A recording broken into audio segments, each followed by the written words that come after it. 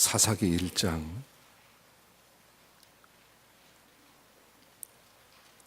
1절부터 15절까지를 보겠습니다.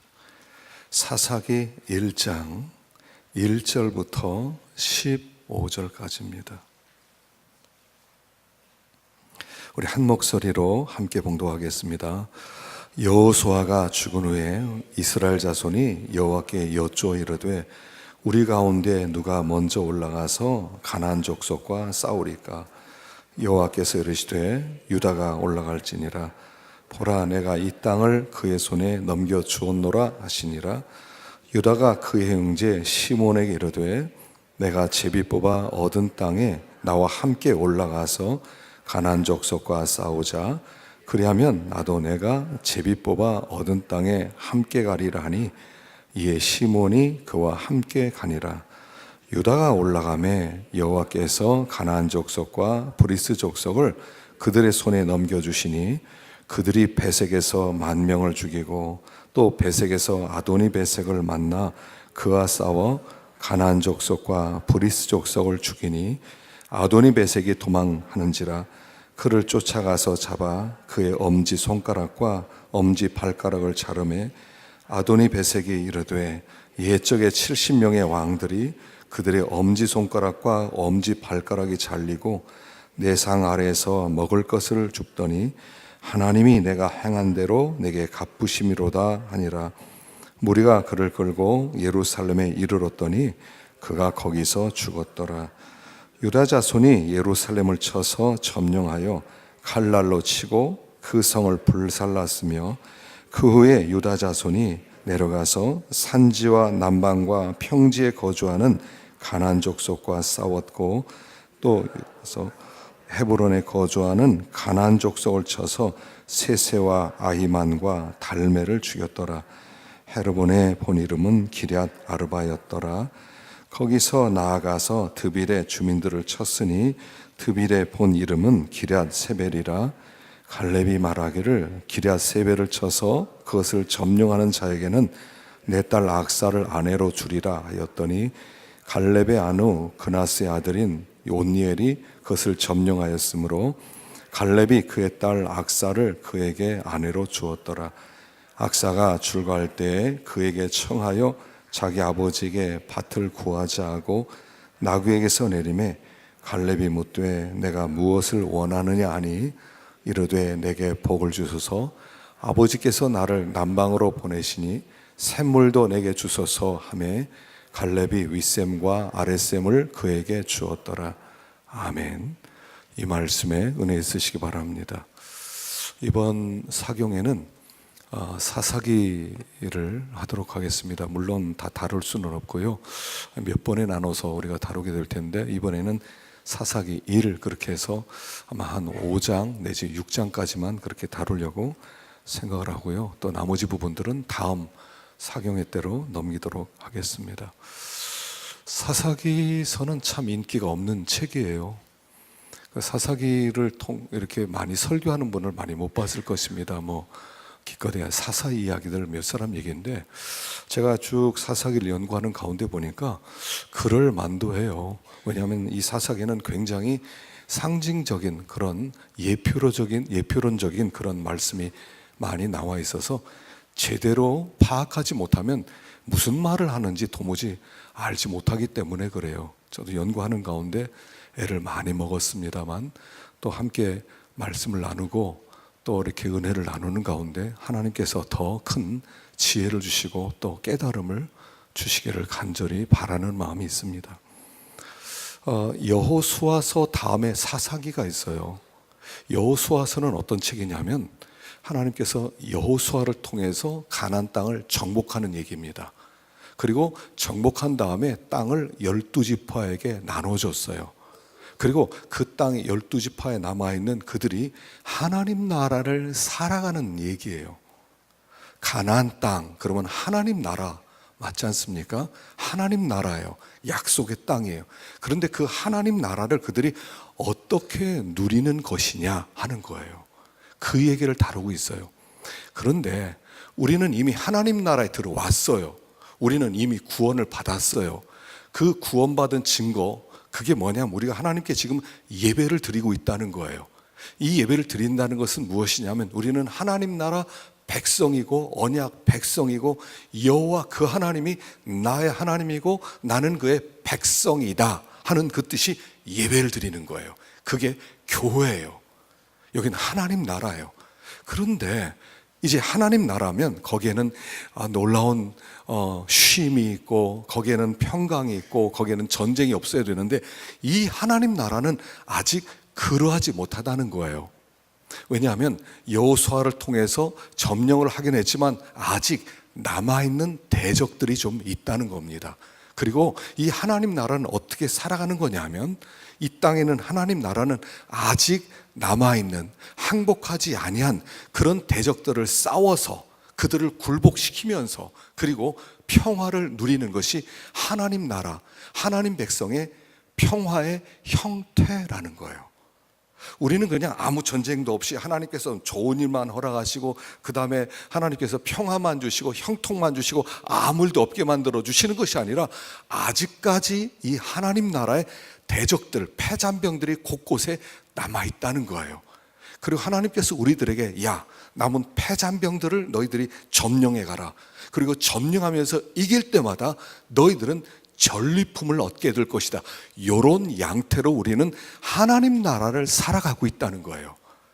완전한 쉼, 전쟁이 없는 그런 완전 평화는 천국에서 누리게 될 것입니다. 그러나 이 땅에서 하나님 나라 들어온 우리들은 하나님 나라를 싸움을 통해서 승리함으로 평화를 누리는 그런 형태로 우리는 하나님 나라를 지금 살아간다는 거예요. 그게 사사기서예요. 그럼 우리의 적이 어디에 있느냐는 거죠. 자, 그럼 우리가 싸워야 될 그 남아있는 적이 어디에 있느냐? 그 적은 우리 속에 있다는 것이에요. 그래서 사실은 이 이야기는 뭐냐면 너희가 하나님 나라가 되었다. 우리는 이미 하나님께 굴복을 했어요. 항복을 했어요. 하나님 영광 받으세요 하는 마음이 있어요. 그런데 아직 항복하지 않은 부분들이 있다는 거예요. 하나님에 대하여 우리 속에서 계속 반항하고 반발하는 그런 부분들이 남아있다는 거예요. 그런 부분들을 완전히 정복해서 하나님 앞에 완전히 헌신되고 순종하는 사람을 만들어 가라는 것이 바로 사사기서의 내용이에요. 그래서 사사기에 이스라엘 백성들이 조금 평화로우면 그 다음에 하나님을 떠나고 우상을 섬기고 배반을 하고 그러면 하나님이 적을 보내고 적들 때문에 고통을 당하면 부르짖고 그러면 하나님은 사사를 보내고 사사들 때문에 또 전쟁이 이겨서 평화가 있고 이게 이제 계속 되는 건데 이 이스라엘이 왜 이렇게 바보 같으냐가 아니라 여기에 나온 이스라엘은 나라는 거예요. 내가 이스라엘 백성과 똑같다는 거예요. 뭐 좀 되는 것 같고 뭐 좀 얻어지는 것 같으면 그냥 기고만장해서 하나님을 대적하고 반항하는 그 마음이, 굴복하지 않는 마음이, 하나님 나 이 정도까지 순종하면 됐지 그 이상 못합니다 하는 그 반발하는 마음이 우리 속에 도사리고 있는데 그걸 잡아내지 않으면 하나님 나라를 살아내지 못한다는 거예요. 2018년이라는 가나안 땅에 우리는 왔습니다. 2018년에 가나안 땅에 들어왔는데 우리는 2018년에 무엇을 했냐면 하나님을 여전히 거역하고 반항하는 그 우리 속에 남은 하나님을 대적하는 그 패잔병을 잡아내지 못하면 2018년 우리는 정말 힘들게 보낼 것입니다. 사사기 이스라엘 백성과 똑같은 그 시절을 우리는 보내게 될 거라는 거예요. 그러나 우리가 마음을 먹고 하나님께 완전히 굴복시킨다, 하나님께 완전히 헌신한다, 이런 마음으로 하나님 앞에 나오면 하나님께서 2018년에는 놀라운 승리를 주시고 그리고 승리와 함께 전리품을 주셔서 우리들로 하여금 평화를 누리게 하실 뿐 아니라 그 외에 모든 삶의 영역에서 풍성함을 주시겠다는 것이 사사기서가 우리에게 주는 교훈이라는 거예요. 밖에는 적이 아니에요. 누구와 싸우는 게 아니에요. 아직 우리 속에 정복되지 못한 우리 속에는 악독들, 그런 기만들, 그런 외식들, 그런 시기들, 그런 비방하는 것들, 그런 것들을 완전히 점령시켜서 하나님께 완전히 자기를 드리게 내어놓으면 그 뒤에는 하나님이 놀라운 평화를 주신다는 얘기예요. 평화는 다르게 오는 게 아니에요. 그냥 자기 할 짓 다 하고 그냥 마음대로 살아가면서 평화 주세요, 전리품 좀 얻게 해주세요. 전쟁을 안 했는데 어디 전리품을 얻을 수 있겠냐는 거예요. 그 얘기가 사사기서예요. 그래서 이 사사기를 통해서 그 이 내용도 어렵지만 우리들이 살아가야 될 삶의 형태도 어렵기 때문에 이 사사기서가 참 인기 없는 책이구나 하는 것을 알게 되었습니다만, 그러나 우리 인기 없는 이 사사기서 속에 하나님이 어떤 우리들에게 놀라운 비밀들이 있는지 함께 생각하면서 은혜를 나누고자 합니다. 1절을 보십시다. 1절 시작. 여호수아가 죽은 후에 이스라엘 자손이 여호와께 여쭈어 이르되 우리 가운데 누가 먼저 올라가서 가나안 족속과 싸우리까? 자, 하나님께 이스라엘 자손이 물어봤어요. 누가 올라가서 가나안 족속과 싸우리까?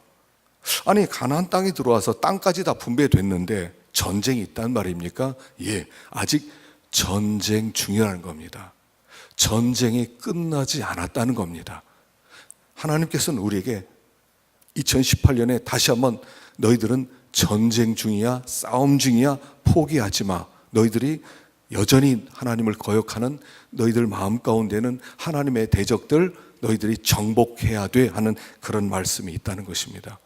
그런데 이 땅을, 가나안 땅을 우리가 어떻게 들어왔느냐 하는 거죠. 자, 출애굽기 13장 19절 읽어보겠습니다. 시작.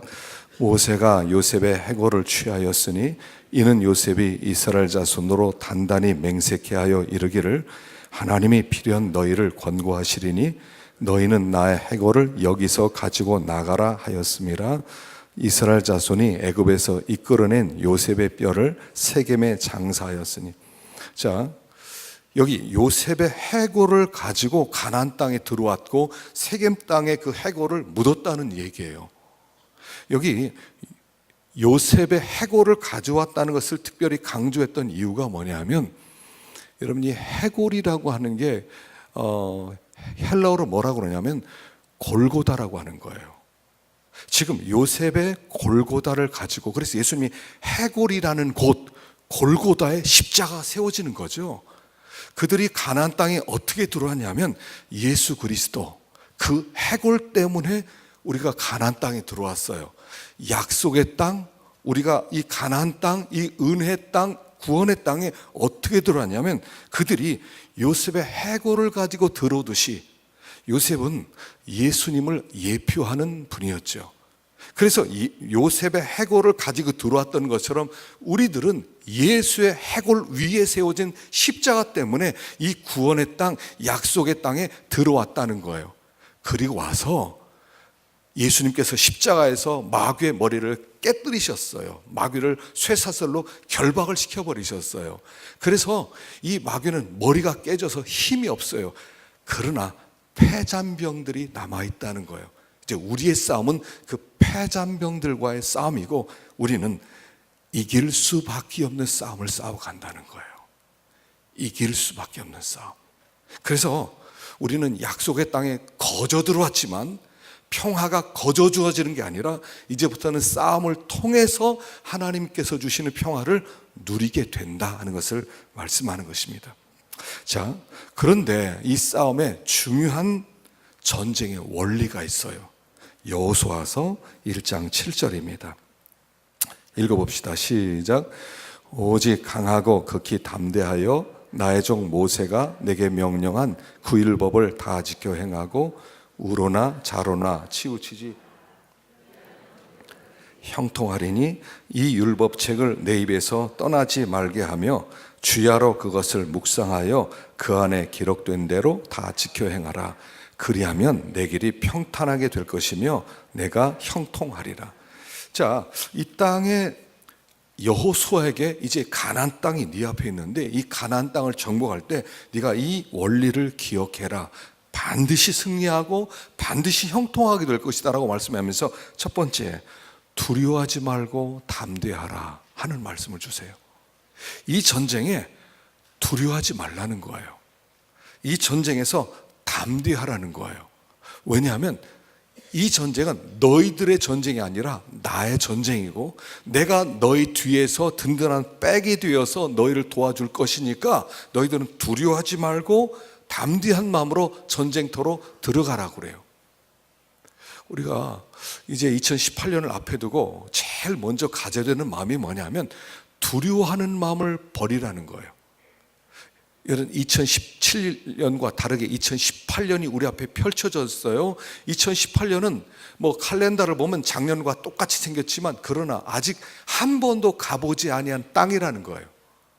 그 앞에 어떤 일들이 우리 앞에 기다리고 있을지, 어떤 대적들과 어떤 원수들이 있을지 우리는 몰라요. 그러나 두려워하지 말라는 거예요.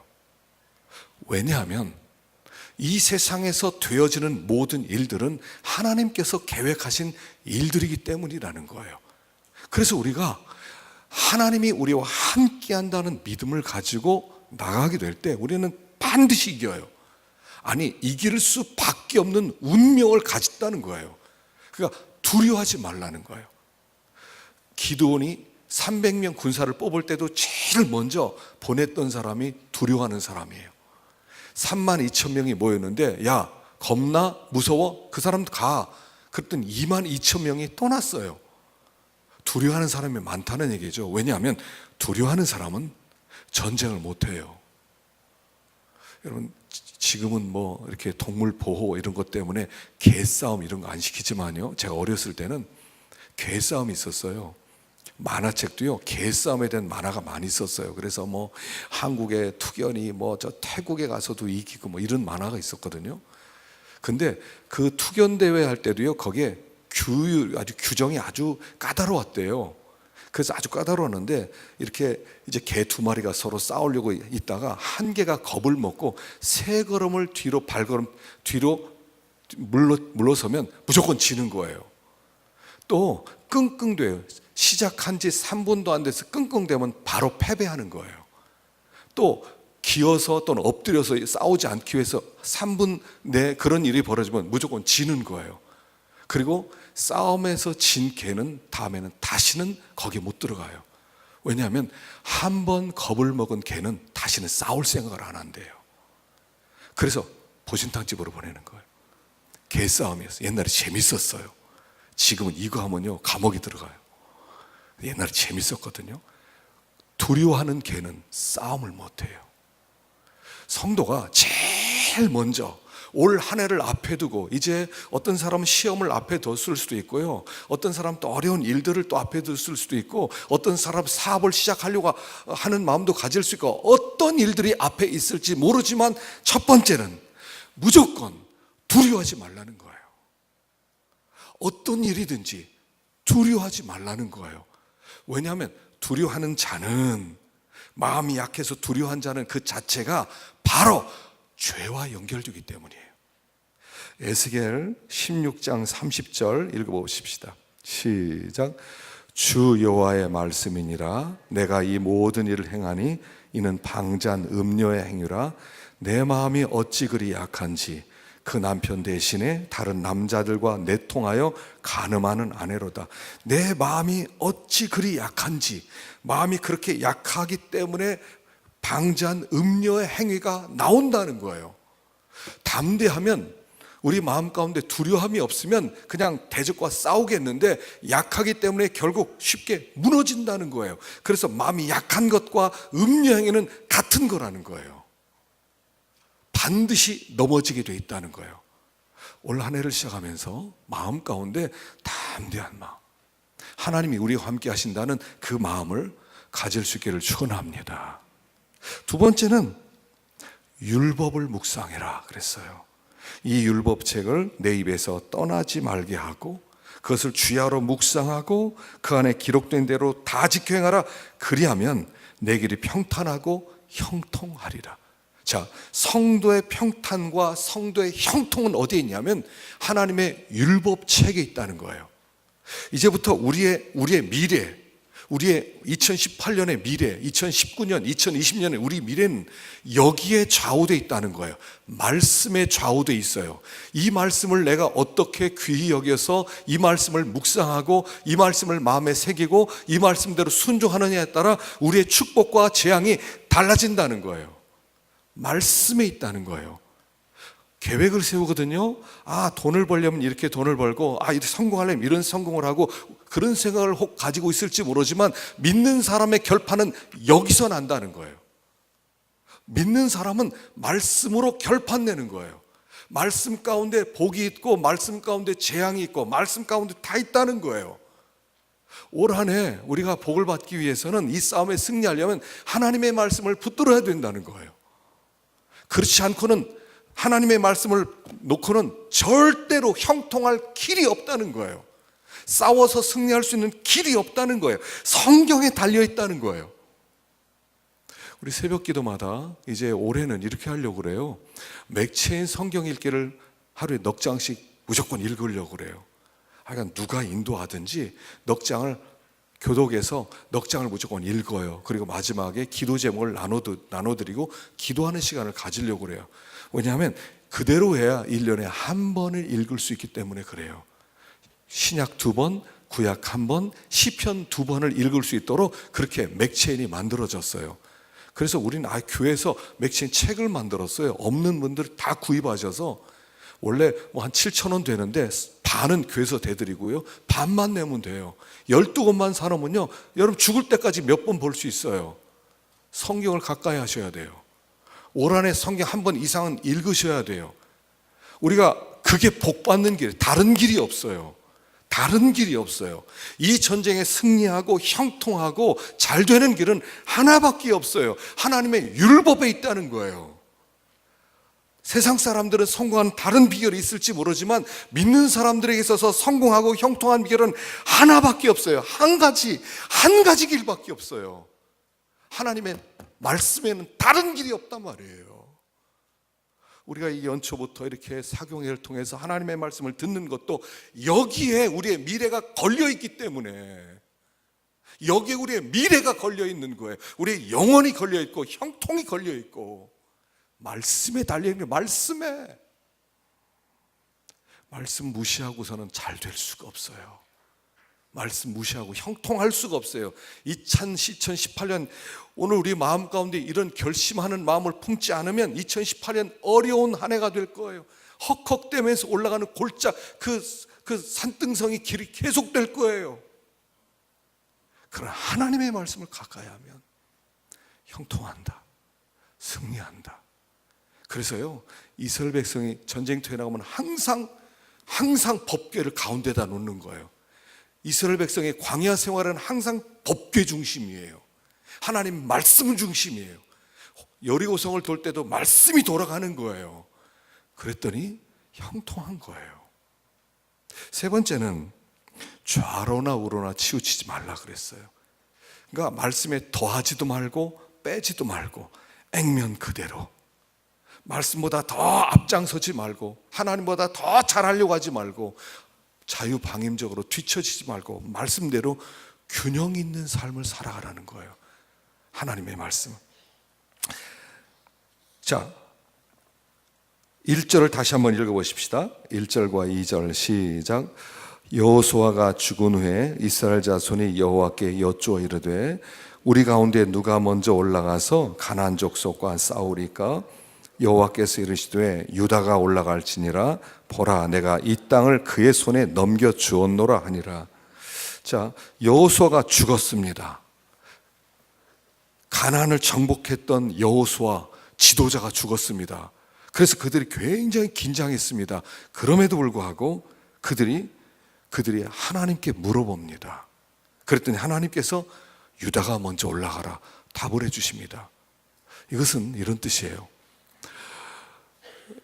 여호수아가 죽었다 하더라도 하나님은 여전히 왕이시다, 이런 뜻이에요. 모세가 죽었어도 여전히 하나님이 왕이시고 그 왕이 여호수아와 함께 있을 때 가나안을 정복했던 것처럼 여호수아가 죽었다고 걱정하지 마라. 하나님은 건재하시다. 하나님은 여전히 이 세상을 통치하고 다스리시는 분이다. 그러니까 너희들이 그분께 묻기만 하면, 그분을 왕으로 삼으면 너희들의 앞길은 승리만 있다. 그런 뜻이에요.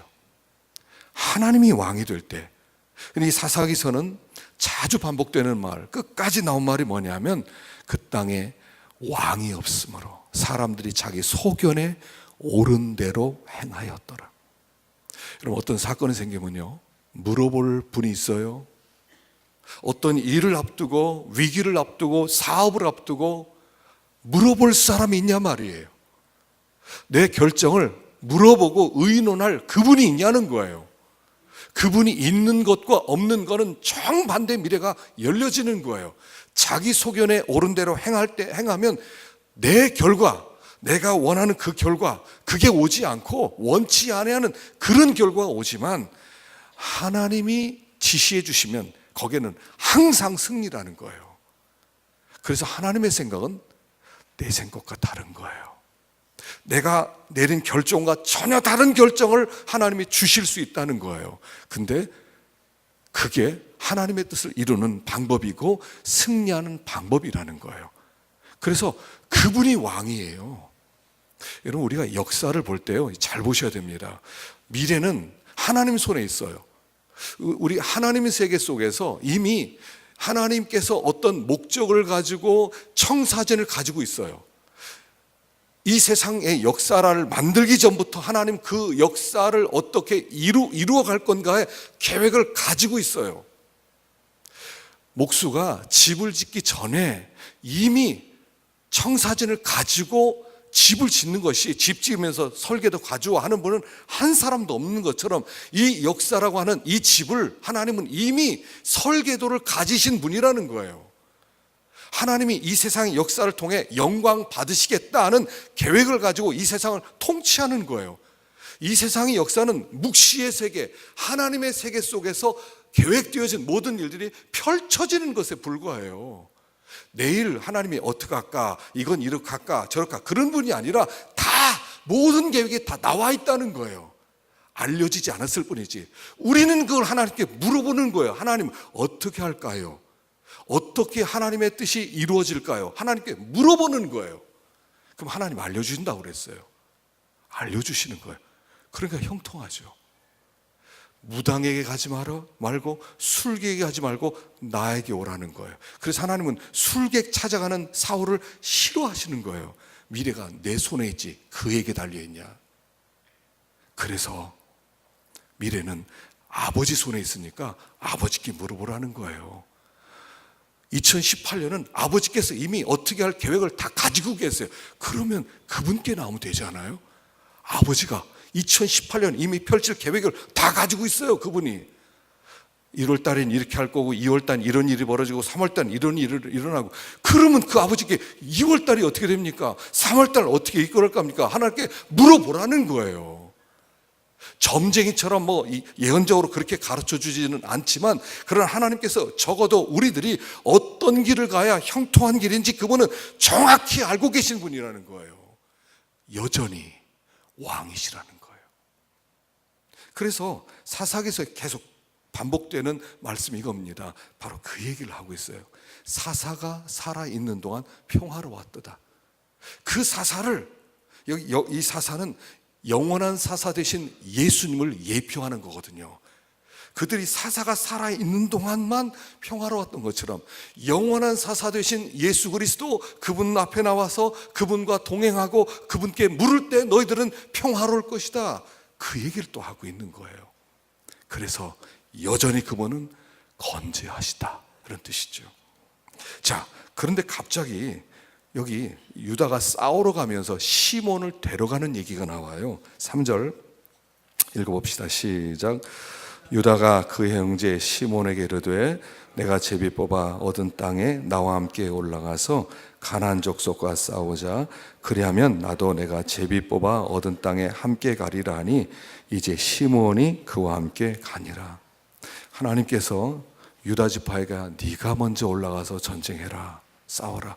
그러니까 유다가 알았습니다 그러더니 자기 시몬에게 가서 같이 갑시다 그러는 거예요. 그래서 시몬과 함께 올라가서 승리했다는 이 얘기가 초도에 나와요. 근데 이 이야기는 단순히 어떤 분은 유다가 하나님의 말씀을 어기고 혼자 올라가야 되는데 시몬을 데려갔다, 또는 어떤 사람은 시몬과 함께 전쟁에서 승리했다, 이렇게 가는데 그런 뜻이 전혀 아니에요. 여기는 유다 지파로 대표되는 예수 그리스도께서 죄인의 대표인 시몬, 그들을 건지신다는 그런 십자가 얘기가 여기 들어가 있는 거예요. 원래 시몬 지파와 레위 지파는 저주받은 지파였지 않습니까? 그들이 자기의 여동생이 강간을 당했을 때 세겜 땅 하몰의 아들 세겜에게 강간을 당하죠. 그랬을 때 그들을 죽이기 위해서 할례를 받으라고 합니다. 그리고 할례를 받아서 괴로워하는 팀에 칼을 들고 가서 다 죽여버렸어요, 시몬과 레위가. 그래서 그 아버지가 그 이야기를 듣고 저주를 합니다. 시몬과 레위가 저주를 받아요. 그런데 이 저주가 어떻게 풀리냐면 레위의 이 저주는 바알볼 사건 때 풀려요. 그때 발람이 이스라엘 백성들 유혹하기 위해서 여자들 대동하고 술을 놔두고 우상을 섬기게 하고 하루에 23,000명이 죽어가는데 레위 지파의 비느하스가 창을 들고 시므리하고 고스비라고 하는 그 족장을 칼로 찔러 죽였을 때 하나님이 그 비느하스가 내 마음을 시원하게 하였다 그러면서 이 레위 지파를 하나님께서 제사장 지파로 삼으시고 그 저주가 풀려요. 그러나 시몬 지파는 저주가 안 풀려요. 그리고 그 저주가 여기서 풀리는 거예요. 여기서 풀려요. 자, 한 장 뒷장을 보면요, 누가복음 2장 28절입니다. 한번 읽어보십시다. 시작. 시므온이 아기를 안고 하나님을 찬송하여 이르되 주제여 이제는 말씀하신 대로 종을 평안히 놓아 주시는도다. 시므온이 나와요. 시므온이란 제사장이 예수님이 할례 받기 위해서 8일 만에 성전에 왔을 때 그를 알아보고 주제여 이제는 말씀하신 대로 종을 평안히 놓아주시는도다. 그 이 땅에 오신 예수님 때문에 이 시몬의 저주가 풀린다는 것을 말씀하는 거예요. 후에 시몬이라고 하는 제자 베드로가 예수님에 의해서 구원받는 얘기죠. 여기 두 가지 이름이 나와요. 시므온, 시몬, 똑같은 이름이에요. 시므온은 히브리어고 시몬은 헬라어예요. 뜻은 똑같아요. 말함 이런 뜻이에요. 말함, 말하다 이런 뜻이 있어요. 자, 여기에서 유다 지파가 시몬 지파를 데리고 전쟁하러 올라가요. 그리고 나서 시몬 지파가 함께 싸웠는데 여기 어떤 전과를 세웠다 이런 얘기 없어요. 그냥 유다 지파가 열심히 싸웠는데 시몬은 쫓아가면서 전리품만 거두었다 이런 얘기예요. 우리가 시몬 지파 같은 저주받은 우리가 유다 지파의 대표로 오신 예수님 때문에, 십자가 사건 때문에 우리가 승리하게 된다는 것을 여기서 예고하는 거예요. 우리가 이 가나안 땅의 승리는 이제부터 너희들 싸워라, 네가 힘있게 싸워라, 그러면 너에게 승리 주겠다 이런 얘기가 아니라 너희들이 이 가나안 땅, 너희들이 2018년이라고 하는 이 가나안 땅을 살아가는데 너 힘만 믿고 가면 안 된다, 내가 같이 간다 이런 뜻이에요. 남은 이 전쟁을 너 혼자 힘으로 싸워라 이런 게 아니라 유다 지파이신 예수 그리스도, 유다 지파의 사제이신 예수 그리스도께서 야 내가 싸우러 가, 따라와 라고 말씀한다는 거예요. 2018년에 예수님께서 지금 이렇게 작정하셨어요. 얘야 2018년에 내가 싸워야 할 전쟁이 있단다, 따라오지 않을래? 함께 싸워라. 사실 싸움은 그분이 다 싸우고 우린 쫓아가면서 전리품 줍는 것밖에 아니라는 거예요. 그러면서 그 축복에 함께 참여하게 해주시겠다는 거예요. 그래서 우리는 승리할 수밖에 없다는 거예요. 그래서 우리는 두려워하지 말라는 거예요. 미지의 2018년입니다. 무슨 일이 벌어질지 몰라요. 어떤 대적이 우리 앞에 서 있을지 몰라요. 그러나 그분이 먼저 가시면서 싸우고 있기 때문에 쫓아가기만 하면 된다는 얘기예요. 두려워하지 말고 도망치지 말고 함께 싸워라. 그리하면 그와 함께 승리를 얻게 될 것이다, 이런 말씀이에요. 자, 그런데 여기 유다 지파가 누구랑 싸우냐면 아도니 베섹이라는 사람과 싸운다는 얘기입니다. 자, 5절 읽어봅시다. 5절 시작. 또 베섹에서 아도니 베섹을 만나 그와 싸워서 브리스 족속을 죽이니 아도니 베섹이 도망하는지라 그를 쫓아가서 잡아 그의 엄지 손가락과 엄지 발가락을 자르매 아도니 베섹이 이르되 옛적에 70명의 왕들이 그들의 엄지 손가락과 엄지 발가락이 잘리고 내 상 아래서 먹을 것을 줍더니 하나님이 내가 행한 대로 내게 갚으심이로다 하니라. 무리가 그를 끌고 예루살렘에 이르렀더니 그가 거기서 죽었더라. 요 아도니 베섹이라는 왕이 있었단 말입니다. 이 왕이 얼마나 강력한 왕이었는지 70왕을 정복한 강력한 왕이에요. 여호수아는 31개 왕을 정복했어요. 그런데 아도니 베섹은 2배를 정복한 강력한 왕이었다는 거예요. 그래서 아무도 건드리지 못했던 이 아도니 베섹을 유다가 시몬을 데리고 올라가서 이겼다는 이야기를 하고 있어요. 그리고 이긴 다음에 엄지손가락 잘라버리고 엄지발가락을 잘라버리고 예루살렘으로 끌고 올라가서 거기서 죽인 게 아니라 내버려 두었다는 얘기예요. 그럼 이 아도니 베섹을 점령한 이 사건이 굉장히 중요한 거예요. 이 아도니 베섹은 어떤 외부에 있는 대적이 아니라고 그랬어요. 이 사사기서에 나온 대적들은 다 뭐라고 그랬어요? 우리 속에는 부패성, 우리 속에는 반역하는 마음, 우리 속에는 악독, 우리 속에는 시기, 이런 강력한 교만, 이걸 얘기해요. 근데 이 왕이 얼마나 악한지 70명을 잡아가지고 엄지 손가락과 엄지 발가락을 잡아서 자른 그런 잔인한 왕이었다는 거예요. 이 이야기가 누구 이야기라고요? 우리 이야기라는 거예요. 내 이야기라는 거예요. 아도니 베섹은 누구냐면 우리 속에 강력하게 진실을 구축하고 우리 하나님을 대적하는 악의 두목 같은 그 본능이 우리 가운데 숨어 있다는 것을 얘기하는 거예요. 아도니 베섹이 나예요. 작년에 있었던 사건 중에 그 누굽니까? 무슨 어금니 아버지 그 사건이 있었죠. 이영학 씨 사건. 자기 딸의 친구를 강간을 하고 그리고 죽여버렸어요. 그리고 나중에 알려진 사건이 굉장히 속상한 사건들이 많이 알려졌어요. 속이 상했어요. 관심이 있었어요. 그런데 나중에 그 사건을 보면서 그 사람이 누구냐는 거예요. 그게 나라는 거예요. 그 사건을 일으킨 사람이 나더라는 거예요. 내 속에 숨겨졌을 뿐이지 드러나지 않았을 뿐이지 나는 똑같은 사람이라는 거예요. 그게 내 속에 숨어있는 아도니 베섹이라는 거예요. 그 아도니 베섹을 사로잡아서 아도니 베섹의 엄지손가락을 자르고 엄지발가락을 자르라는 것은 뭐냐면 엄지손가락을 자르면 무기를 잡지를 못해요. 싸울 수 없는 사람이 된다는 거예요. 엄지발가락을 잘랐다는 것은 엄지발가락이 없으면 스스로의 힘으로 잘 서지를 못해요. 엄지발가락 없으면요 잘 설 수 없어요. 비틀거려요. 뛰지를 못해요. 전쟁을 못하는 거예요. 지팡이를 의지하고 아니면 엎드려 다니든지 이런 상태가 된다는 거예요. 우리 속에 숨겨진 아도니 베섹을 잡아서 엄지손가락을 잘라내고 엄지발가락을 잘라내서 그래서 하나님께 완전히 굴복하는 그런 아도니 베섹이 되게 하라는 거예요. 그래야 그가 예루살렘에서 살아가는 거예요. 예루살렘은 평화의 성입니다. 이 아도니 베섹이 엄지손가락 잘리고 엄지발가락 잘려서 무기를 잡을 수 없는, 누군가를 대적할 수 없는 그런 깨진 존재, 연약한 존재, 그렇게 됐을 때 비로소 예루살렘을 살아갈 수가 있다는 얘기예요.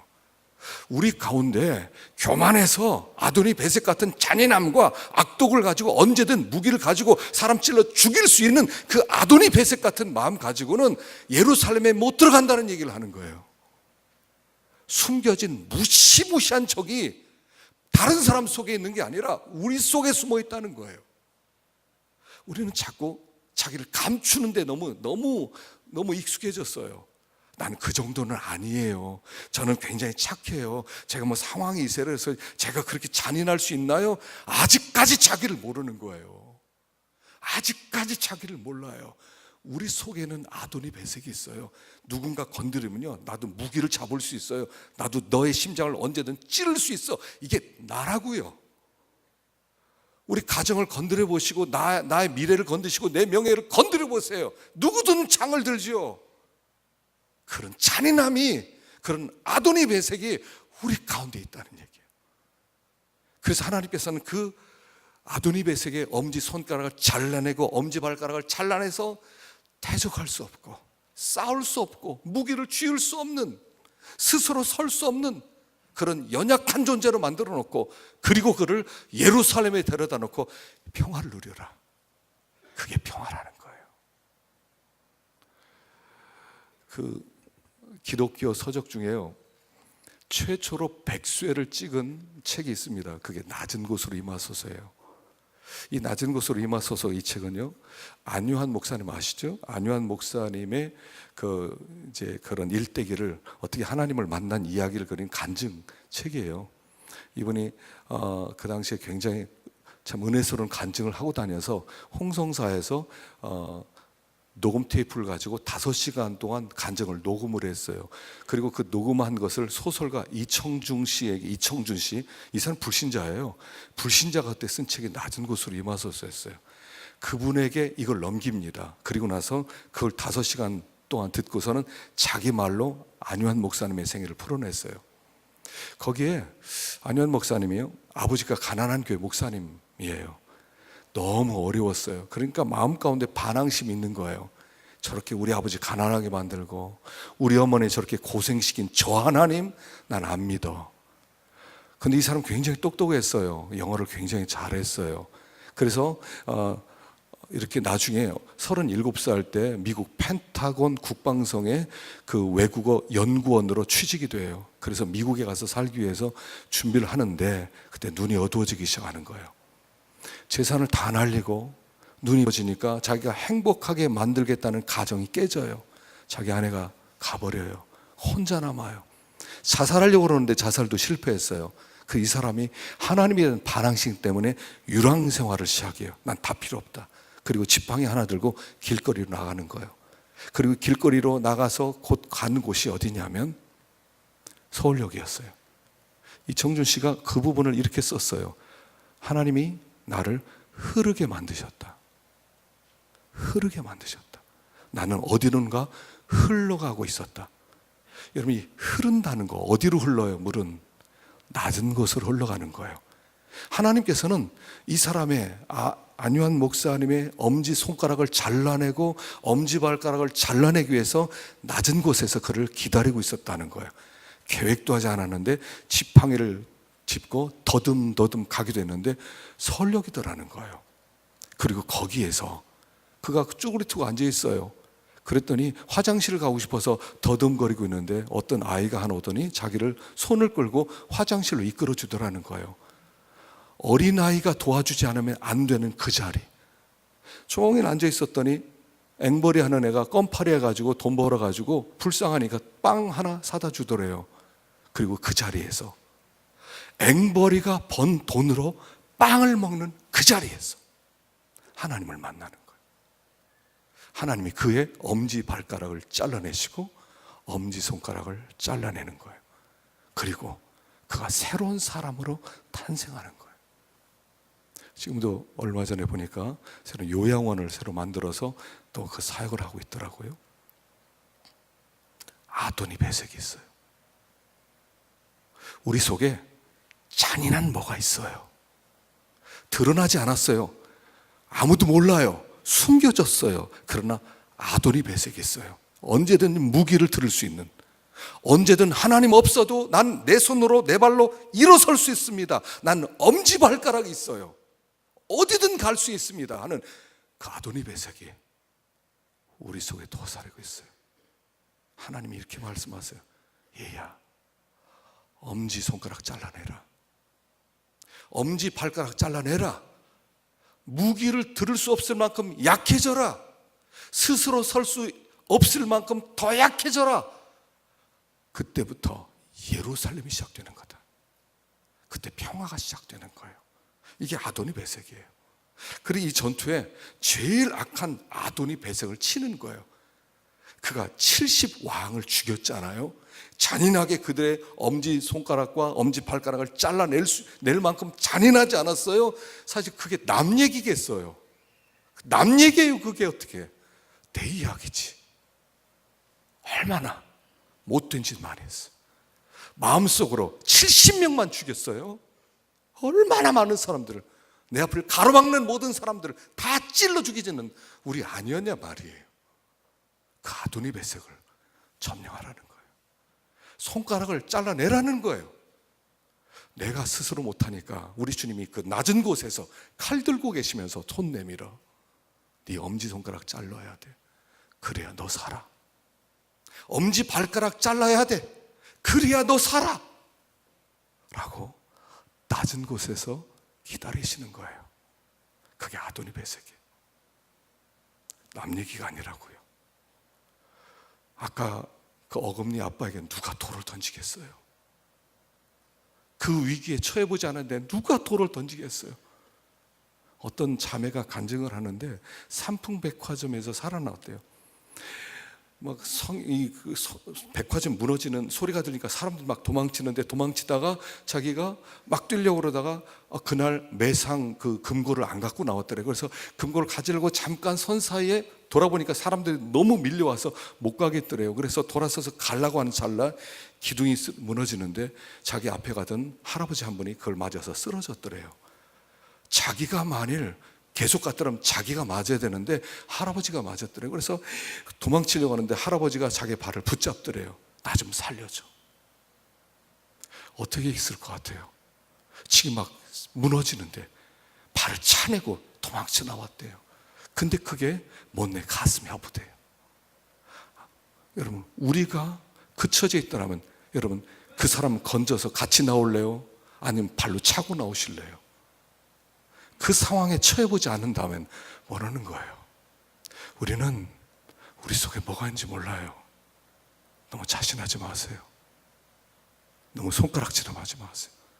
돌 던지지 마세요. 그리고 우리는 엄지손가락 잘려진 사람들이에요. 주님 앞에 나와서 그 엄지손가락 잘려지고 엄지발가락 잘라져야 비로소 마음에 평안이 오기 시작하는 거예요. 무기를 붙들고 있는 동안 평화가 없어요. 주님이 우리를 기다리시는 거예요. 손가락 잘라내라. 발가락 잘라내라. 내가 너의 손이 돼주고 내가 너의 발이 되어주마. 이 전쟁을 우리는 하고 있는 거예요. 또 올해 우리는 그 전쟁을 하게 될 거예요. 그러나 두려워하지 마세요. 내 손이 없으면, 내 발이 없으면 그분이 나를 붙잡고 그분이 나와 함께 동행해서 승리의 전리품만 줍게 만들어 주실 거예요. 이렇게 올 한 해도 승리하는 한 해가 되기를 축원합니다. 기도하십시다.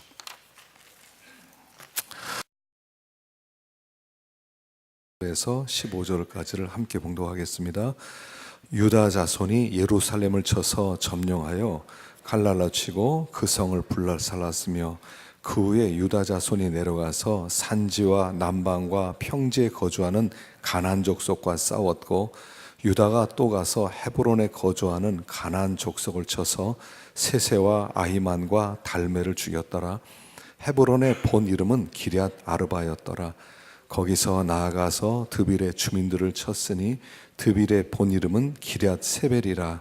갈렙이 말하기를 기럇 세벨을 쳐서 그것을 점령하는 자에게는 내 딸 악사를 아내로 주리라 하였더니 갈렙의 아우 그나스의 아들인 온니엘이 그것을 점령하였으므로 갈렙이 그의 딸 악사를 그에게 아내로 주었더라. 악사가 출가할 때에 그에게 청하여 자기 아버지에게 밭을 구하자 하고 나귀에서 내림에 갈렙이 묻되 내가 무엇을 원하느냐 하니 이르되 내게 복을 주소서. 아버지께서 나를 남방으로 보내시니 샘물도 내게 주소서 하매 갈렙이 윗샘과 아랫샘을 그에게 주었더라. 아멘. 자, 오전에 이 부분을 다루지 못해서 이 부분을 다루고 가도록 하겠습니다. 이제 이 갈렙에 대한 얘기가 나오죠. 이 갈렙에 대한 얘기가 사실은 여호수아서에서도 나왔는데 여기에 다시 갈렙 이야기로 사사기가 또 시작합니다. 자, 그 12절부터 한번 읽어보시죠. 12절 오늘 오전에 나눠드린 교환이 있으면 보시기 바랍니다. 12절 시작. 갈렙이 말하기를 기럇 세배를 쳐서 그것을 점령하는 자에게는 내 딸 악사를 아내로 주리라 하였더니 갈렙의 아누 그나스의 아들인 온니엘이 그것을 점령하였으므로 갈렙이 그의 딸 악사를 그에게 아내로 주었더라. 악사가 출가할 때 그에게 청하여 자기 아버지에게 밭을 구하자 하고 나귀에서 내림에 갈렙이 묻되 내가 무엇을 원하느냐 하니 이르되 내게 복을 주소서 아버지께서 나를 남방으로 보내시니 샘물도 내게 주소서 하매 갈렙이 윗샘과 아랫샘을 그에게 주었더라. 새벽 예배도 우리 본당에서 드립니다. 그래서 우리 집회 기간 동안에는 새벽에 본당에서 예배를 드리고요. 또 이제 내일부터 저녁에는 식사가 제공되니까요. 일을 마치면 꼭 교회 와서 식사하시고요. 또 예배에 또 참여하시길 바랍니다. 갈렙 얘기가 여기 다시 나오는데 원래 갈렙은 유다 지파 사람이 아니에요. 이 앞에 그래서 8절에 유다 자손이 예루살렘을 치고 유다가 내려가서 평지 산지와 또 남방 평지에 사는 가나안 족속과 싸우고 또 헤브론에 거주하는 가나안 족속을 치고 이렇게 했는데 사실은 이게 다 갈렙의 아주 굉장히 큰 역할이죠. 그래 갈렙이라는 얘기를 하지 않고 여기 유다라고 얘기해요. 특별히 10절에는 여러분 여호수아 14장 14절을 한번 읽어보십시다. 14장 14절 읽어봅시다. 시작. 갈렙은 그니스 사람 베브론이 그니스 사람 여분네 아들 갈렙이 없나요? 네, 제가 읽겠습니다. 오늘날까지 이르렀으니 이는 그가 이스라엘의 하나님 여호와를 온전히 쫓았으며 다시 말하면 그 갈렙이 그니스 사람이었다는 거예요. 그니스 사람. 원래 유다 지파 순수한 이스라엘 혈통이 아니었다는 거예요. 여기 그니스 사람이었다는 거예요. 이 그니스 사람에 대해서 창세기 15장 18절에 나오는데요. 창세기 15장 18절 그날에 여호와께서 아브람과 더불어 언약을 세워 이르시되 내가 이 땅을 애굽 강에서부터 큰 강 유브라데까지 내 자손에게 주리니 겐 족속, 그니스 족속, 간몬 족속 등등 이렇게 나와요. 다시 말하면 갈렙은 원래 혈통이 유다의 혈통이 아니었다는 거예요. 갈렙은 중단 잡족 중에 한 여기 있는 대로 그니스 사람이었다는 거예요. 그런데 그가 어떤 형태로 해서 그가 유다 지파로 편입되어 있고 어떻게 보면 유다 지파의 대표적인 사람이 되어서 그가 헤브론, 이 헤브론 땅이라고 하는 것은 어디냐면 고지가요 1020m 고지 되는 지금으로 치면은 덕유산 정도 되는 그런 높은 산지예요. 그런데 거기에 특별히 또 거인들이 살고 있었어요. 그런데 그 거인들이 살고 있는 그 높은 산지를 이 갈렙이 점령하게 되는데 오늘 본문에서는 갈렙이 점령했다고 하지 않고 유다 족속이 점령했다고 나왔단 말입니다. 여호수아에서는 갈렙이 셋의 아이만 달메를 죽였더라 이렇게 해놨는데 사사기에서는 유다가 셋세와 아이만과 달메를 죽였더라면서 이 갈렙을 유다의 대표성 있는 사람으로 세웠다는 거예요. 그러니까 여기서 지금 하고 싶은 말은 뭐냐면 이런 거예요. 혈통을 따라 유다 지파가 되는 게 아니라는 거예요. 혈통적으로 그가 원래부터 유다 지파로부터 쫙 이렇게 내려온 그런 사람이 아니라 원래 갈렙은 아주 잡족 중에 하나인데 그가 유다 족속에 편입됨으로 말미암아 그가 유다를 대표하는 아주 중요한 인물이 되었다라고 얘기하는 겁니다. 누가 유다 지파냐는 거예요. 유다 지파는 아시는 것처럼 예수 그리스도께서 탄생하게 되는 중요한 지파가 되죠. 누가 진짜 유다 지파냐 하는 얘기예요. 혈통적으로 유다 지파가 되는 게 아니라 그가 믿음을 가지고 온전히 하나님을 섬기는 그 사람이 유다지파라고 하는 말씀을 하고 있는 거예요. 그래서 하나님을 신뢰하는 그 믿음이 그를 유다지파라고 부르게 만드는 것이지, 또 우리가 신앙생활하면서 어떤 혈통이나 어떤 자기의 가문이나 어떤 자기의 어떤 실력 이런 것에 의해서 하나님을 섬기고 하나님의 복을 받는 게 아니라 하나님을 신뢰하는 믿음, 그를 대표로 세우기도 하고 그를 유다지파의 사람으로 받아들이게 된다는 것을 첫 번째로 이야기하고 있어요. 누가 유다지파냐? 갈렙은 원래 유다지파 사람도 아니었다. 그래서 계속 나오는 게 뭐냐면 그니스의 아들 여분네, 그니스 사람 여분네 아들 갈렙, 이렇게 나와요. 그러면서 그를 유다지파가 이길 때 그가 앞장섰다, 이렇게 얘기한단 말이죠. 그래서 하나님을 신뢰하는 그 믿음이 그 사람을 유다지파로 만들고 예수의 사람이라고 부르는 거예요. 누가 예수의 사람이냐면 이런 사람이라는 거예요. 하나님을 신뢰하는 사람, 하나님의 말씀을 지키고 그리고 하나님께서 원하시는 대로 온전히 순종하는 사람, 그 사람이 예수의 사람이라는 첫 번째 메시지가 여기에 있어요. 두 번째 메시지는 이런 메시지가 있습니다. 그 다음에 여기 쭉 나오는 것처럼요, 갈렙이 기럇세벨을 쳐서 점령하는 자에게 내 딸 악사를 주겠다라고, 이 갈렙은 헤브론 땅만 점령하고 끝난 사람이 아니라는 겁니다. 하나님께서 이 가나안 땅을 점령하라는 말씀을 듣고 그가 하나님 저 산지를 내게 주옵소서, 헤브론만 주옵소서라고 하지 않았다는 겁니다. 하나님 이 땅을 내가 도전해서 정복해 나가고 내 지경을 넓히겠습니다. 그런데 지금 내가 힘이 너무 없습니다. 이미 갈렙의 이때 나이가 100살이 넘었을 때예요. 거의 110세를 향해서. 그래서 여호수아와 갈렙은 나이 차이가 많이 나지 않았는데 아마 여호수아가 한 서너 살 정도 많았을 것이다, 그렇게 보고요. 여호수아가 110세에 죽었어요. 그런데 갈렙은 아직 살아있어요. 그러니까 100세가 훨씬 넘어서 110세를 향해서, 어쩌면 110세일지도 모르는 그가 저 기럇세벨을 쳐서 점령을 해야 되겠는데 내가 힘이 없어요. 그래서 누구든지 저 성을 치는 자는 내 딸을 주겠다. 그리고 내 딸과 함께 내가 빗물도 그에게 다 주어서 내 후계자로 삼겠다, 이렇게 말을 했단 말입니다. 다시 말하면 이거예요. 이 갈렙은 하나님의 말씀에 대한 도전정신, 개척정신으로 충만했는데 자기가 힘이 없으니까 사람을 찾았어요.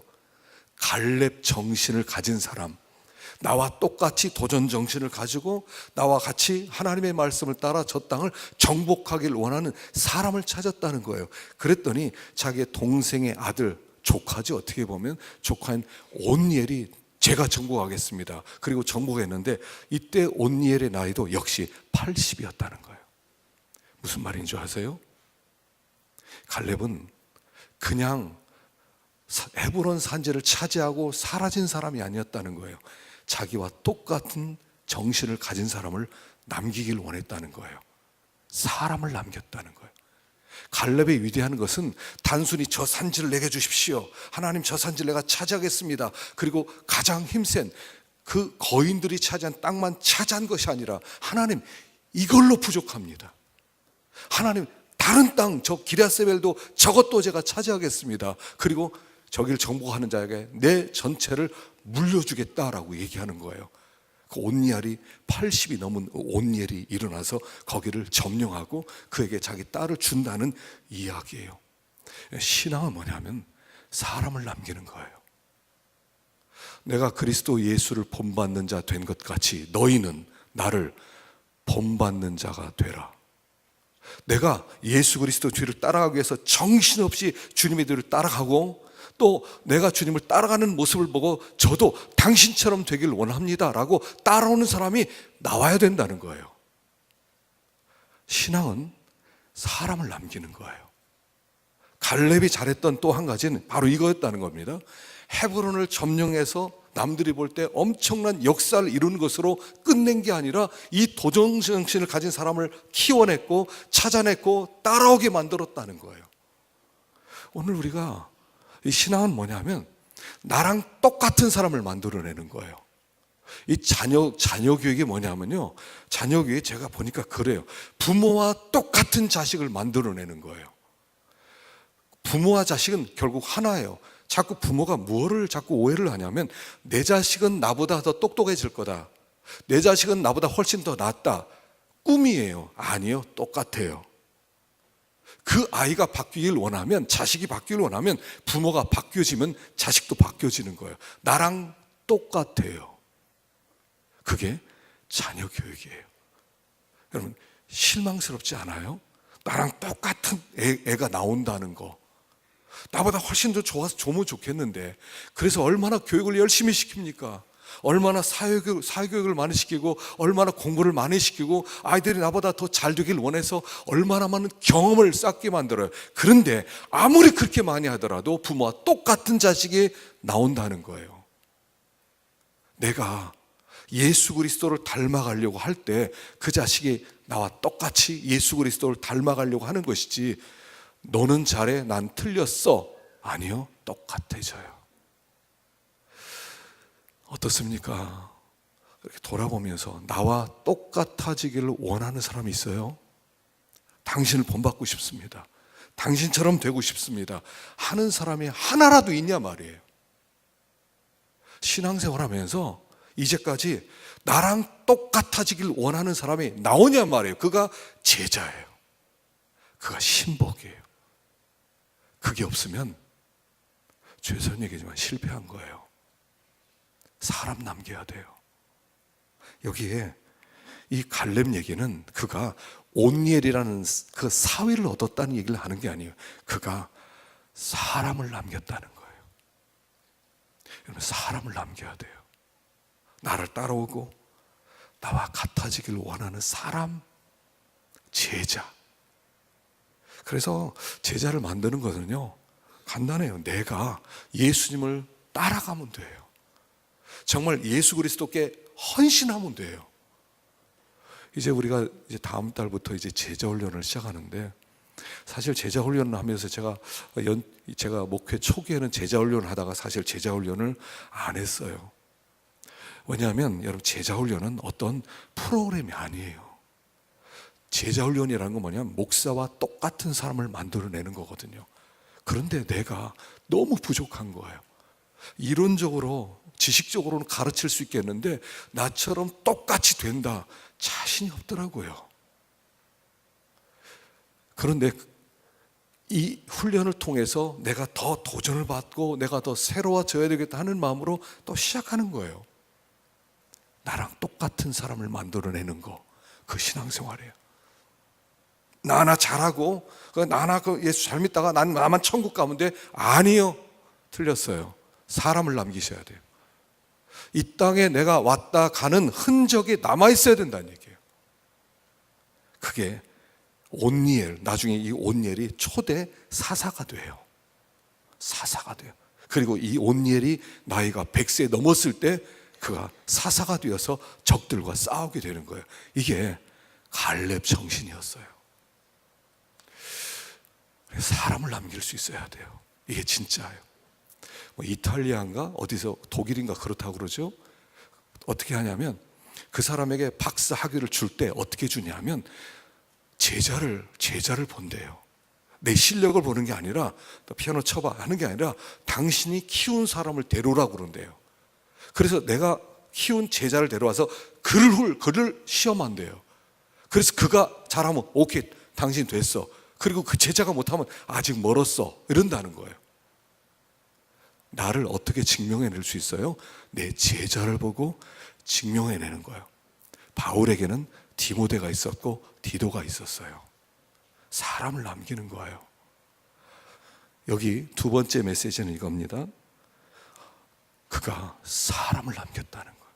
온니엘이라고 하는 사람을 남겼다는 거예요. 그리고 그에게 다 주었다는 거예요. 딸을 주었다는 것은 여기 딸이 하나 있었던 것 같은데, 딸과 함께 이제 딸이 이제 갈 때 딸에게 이 부모가 주는 걸 빅물이라고 그러는데, 빅물을 다 줘서 그가 뭘 줄까 하면서 땅을 주는 얘기예요. 세 번째 메시지가 있어요. 이게 무슨 메시지냐면, 세 번째 메시지는 이 갈렙의 정복 전쟁은 예수 그리스도의 전쟁을 모형하고 있는 거예요. 갈렙 정신의 갈렙 믿음으로 등장한 사람이 온니엘이고, 온니엘은 갈렙의 조카예요. 온니엘이라는 뜻이 뭐냐면 여호와는 나의 힘이다, 이런 뜻이에요. 그래서 여호와를 힘으로 삼아서 그가 이 갈렙 전쟁에 참여해서 땅을 차지하는 얘기를 하고 있습니다. 자, 이것은 이 온니엘은 예수님을 예표하는 사람이라는 거예요. 그리고 그가 예수 그리스도께서 이 땅에 오셔서 하나님 전쟁에 참여하여 마귀의 머리를 깨뜨리고, 그리고 신부를 취하고 교회를 취해서 결혼하는 것을 예표하는 거란 말이에요. 온니엘은 예수님을 대표하고 이 땅에 오셔서 하나님의 전쟁에 참여함으로 말미암아 마귀의 머리를 깨뜨리고, 그리고 신부인 우리를 얻어간다는 얘기예요. 자, 그런데 여기 이 악사라고 하는 갈렙의 딸은 성도를 상징하는 거예요. 온니엘이라는 신랑을 만나서 딱 결혼한 다음에 어떻게 되냐면, 여기 14절에 밭을 달라고 그러는데, 나귀 위에서 내릴 때 갈렙이 묻되 내가 무엇을 구하느냐. 그가 이제 밭을 이제 구합니다. 그래서 밭을 줍니다. 그리고 밭을 주고 나서 또 샘물을 달라고 그래요. 이게 온니엘과 결혼한 성도들의 운명이라는 거예요. 온니엘과 결혼한 악사가 이제 남방은 그 기럇세벨 그 아래 지역은 다 거기서부터 황무지입니다. 거기서부터 황무지인데 그 황무지를 얻었다는 거예요. 황무지 주세요. 그리고 그 황무지를 주었는데 황무지만 얻은 게 아니라 샘을 달라고 해서 윗샘과 아랫샘을 같이 달라고 해서 그 샘을 얻은 다음에 그 황무지를 개간해 나가는 얘기예요. 성도들이 온니엘이신 예수님과 결혼했더니 하나님께서 우리를 어디로 인도하냐면 황무지 마른 땅으로 인도하신다는 거예요. 그리고 그 마른 땅을 개척해 나가라는 거예요. 근데 그냥 보내는 게 아니라 샘 2개를 주어서 거기서 윗샘과 아랫샘을 주셔서 하늘의 그 이슬과 땅에 기름진 것을 함께 주심으로 우리들로 하여금 황무지를 개간해 나가라는 그런 메시지가 3번째로 있다는 거예요. 우리는 예수님 만난 다음에 좋은 땅을 얻는 게 아니라 황무지를 얻게 돼 있어요. 그래서 우리들로 하여금 그 황무지를 주님과 함께 개척해 나가고 개간해 나는 거예요. 기름진 땅으로 만들어 가는 거예요. 그런데 그 속에서 하나님은 샘물까지 주셔서 얼마든지 그 땅을 개간하게 만드신다 하는 그런 얘기를 하는 거예요. 그래서 우리의 운명은요, 황무지로 던져지는 운명이라는 거예요. 그래서 계시록에도 보면요, 해를 입은 여자가 어디로 도망치냐면 광야로 도망치는 얘기가 나와요. 광야로 도망쳐요. 그리고 그 광야에서 살아가는 거예요. 우리 앞에는 좋은 땅이 기다리고 있는 게 아니에요. 우리 앞에는 아무런 문제 없는 미래가 기다리는 게 아니에요. 우리 앞에는 황무지가 기다리고 있어요. 그러나 걱정하지 말라는 거예요. 거기는 온니엘, 그의 남편 되시는 예수 그리스도께서 함께 오시고, 하나님께서 윗샘과 아랫샘을 주셔서 함께 물을 주셔서 얼마든지 이 황무지를 개척해 나갈 수 있다는 것을 이야기하는 거예요. 어떻게 생각하면 오늘 교사들이 이렇게 임명식을 받고 이 정식으로 또 새롭게 하나님께 헌신하기로 했습니다.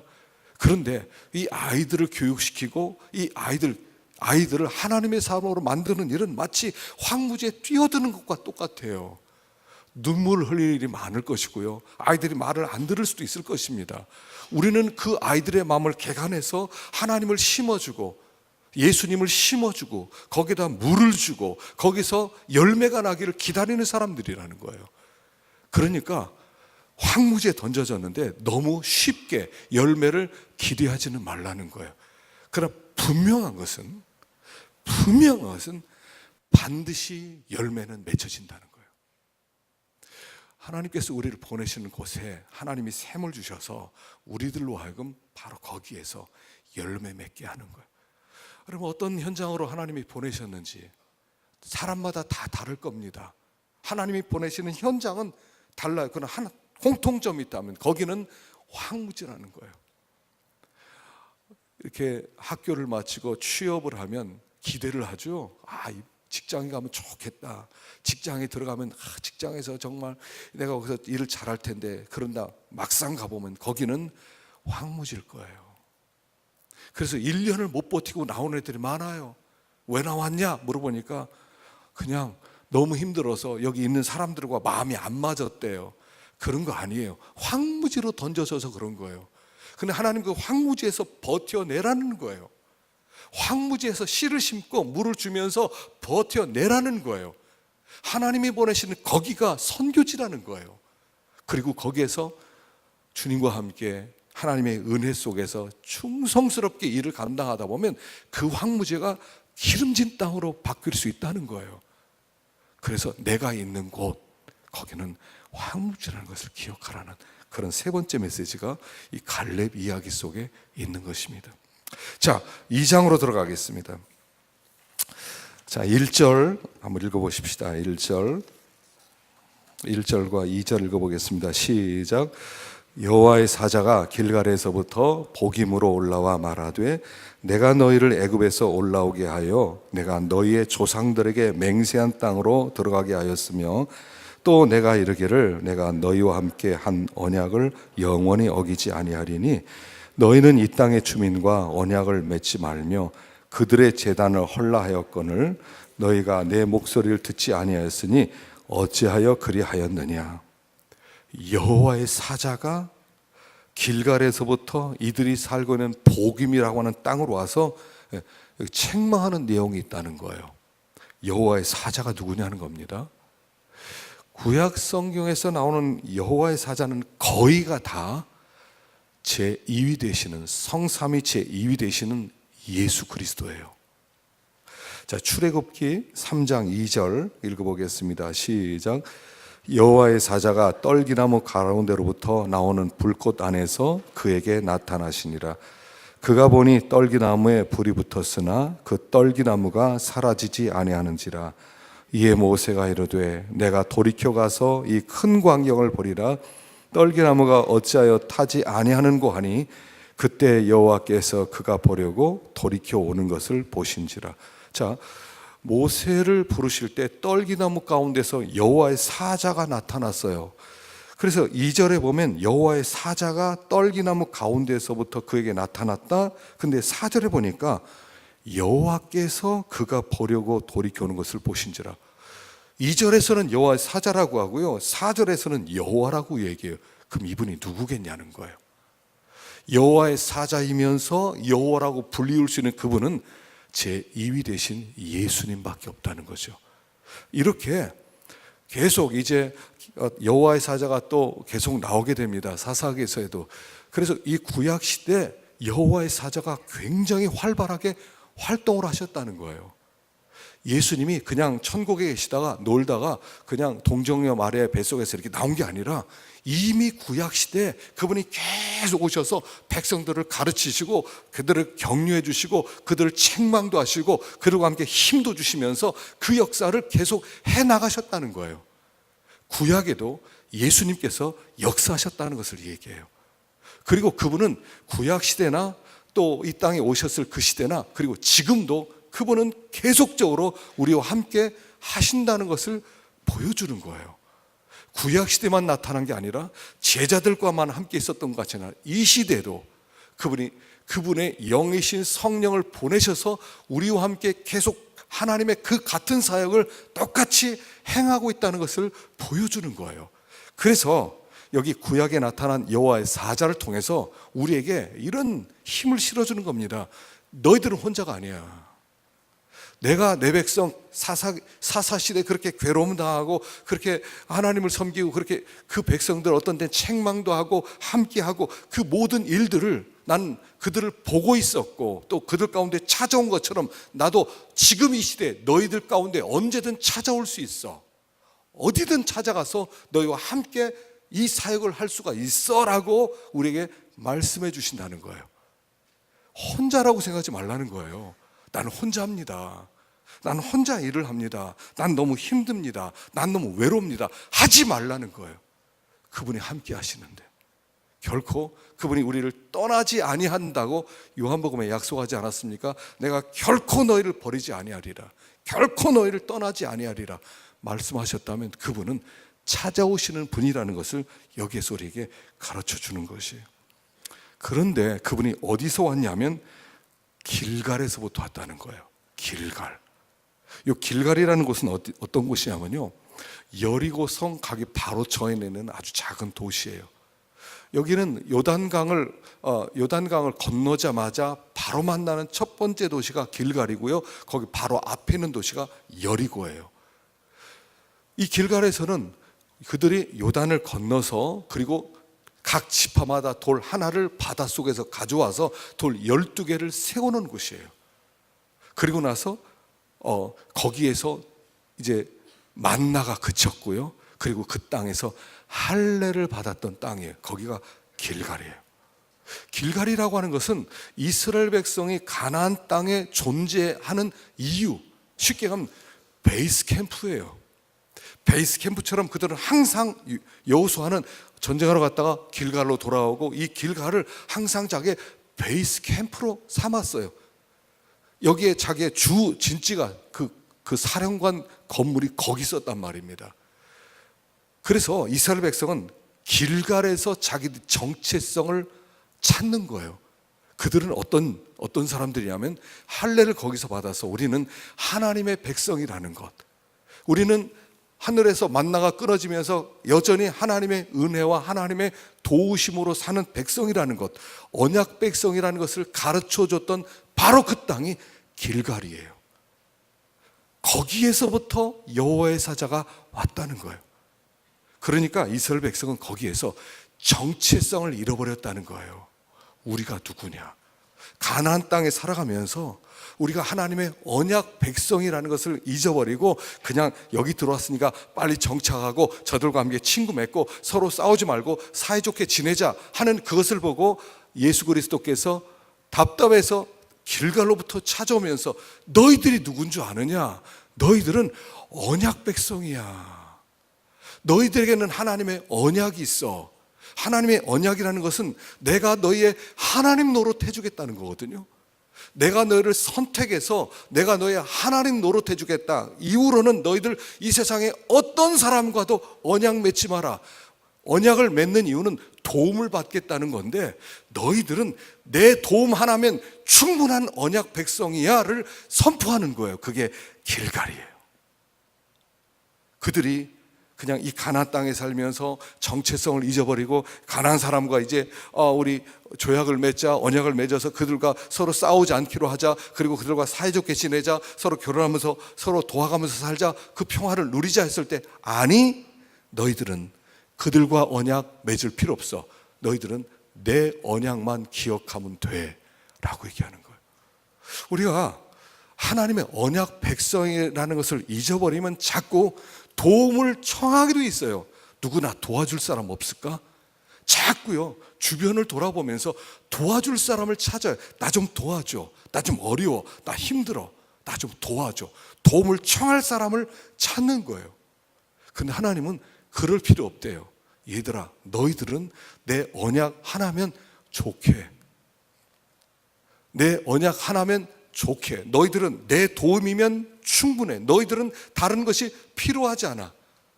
사실 이 가나안 땅에 들어와서 산다는 게 어떻습니까? 거긴 이미 이 가나안 사람들이 농사를 짓고 있었어요. 그런데 이 사람들은, 이스라엘 백성은 목축을 하는 사람이에요. 이 농사를 지어본 적이 없는 거예요. 그런데 그 사람들은 농사를 지어서 아주 먹을 게 풍성한데 자기들은 없는 거예요. 그러니까 그들과 언약을 맺어서 뭔가 도움을 받아서 우리가 빨리 정착을 해야 되겠다라고 생각했다는 거예요. 하나님은 이렇게 하라는 것입니다. 내 언약만 믿어. 그들과 언약 맺지 마. 그리고 너희들은 내 도움으로 살아. 그러면 하나님의 도움으로 살면 어떻게 되겠습니까? 그들이 가나안 사람보다 더 잘 될까요? 아니에요. 이 농사 짓는 실력은 가나안 사람들이 가지고 있어요. 농사 짓는 게 쉬운 게 아니에요. 우리가 음력으로 막 절기가 있는데 그 모든 24절기인가 이건 다 농사 짓는 것과 연결되는 거예요. 그래서 이게 씨를 뿌리고 뭐 비료를 주고 뭐 김매기를 하고 이 모든 것들이 절기에 따라서 해야 되는데 몰라요. 하나님만 의지하고 살면 하나님이 모든 걸 가르쳐 주셔서 빨리 성공시켜 주겠다, 이런 뜻은 아니라는 거예요. 그 뜻이 아니에요. 그러나 너희들이 가나안 땅에 살기에 부족함이 없는 내가 먹을 것과 내 힘을 공급해 주겠다, 이런 뜻이란 말이에요. 우리가 이 세상을 살아내야 돼요. 우리가 이 세상을 살아갈 때 우리가 남들보다 그래도 좀 잘 됐으면 좋겠어요. 좀 풍성했으면 좋겠어요. 좀 집도 사고 차도 좋은 것도 좀 사고 직장도 좀 번지다 가고 그러면 좋겠어요. 그러다 보니까 우리도 모르는 사이에 하나님의 언약을 버리는 거예요. 왜냐하면 그들처럼 해야 성공한다고 생각하거든요. 똑같이 생각했다는 것입니다. 그런데 내 언약을 기억해라는 것은 이런 뜻이에요.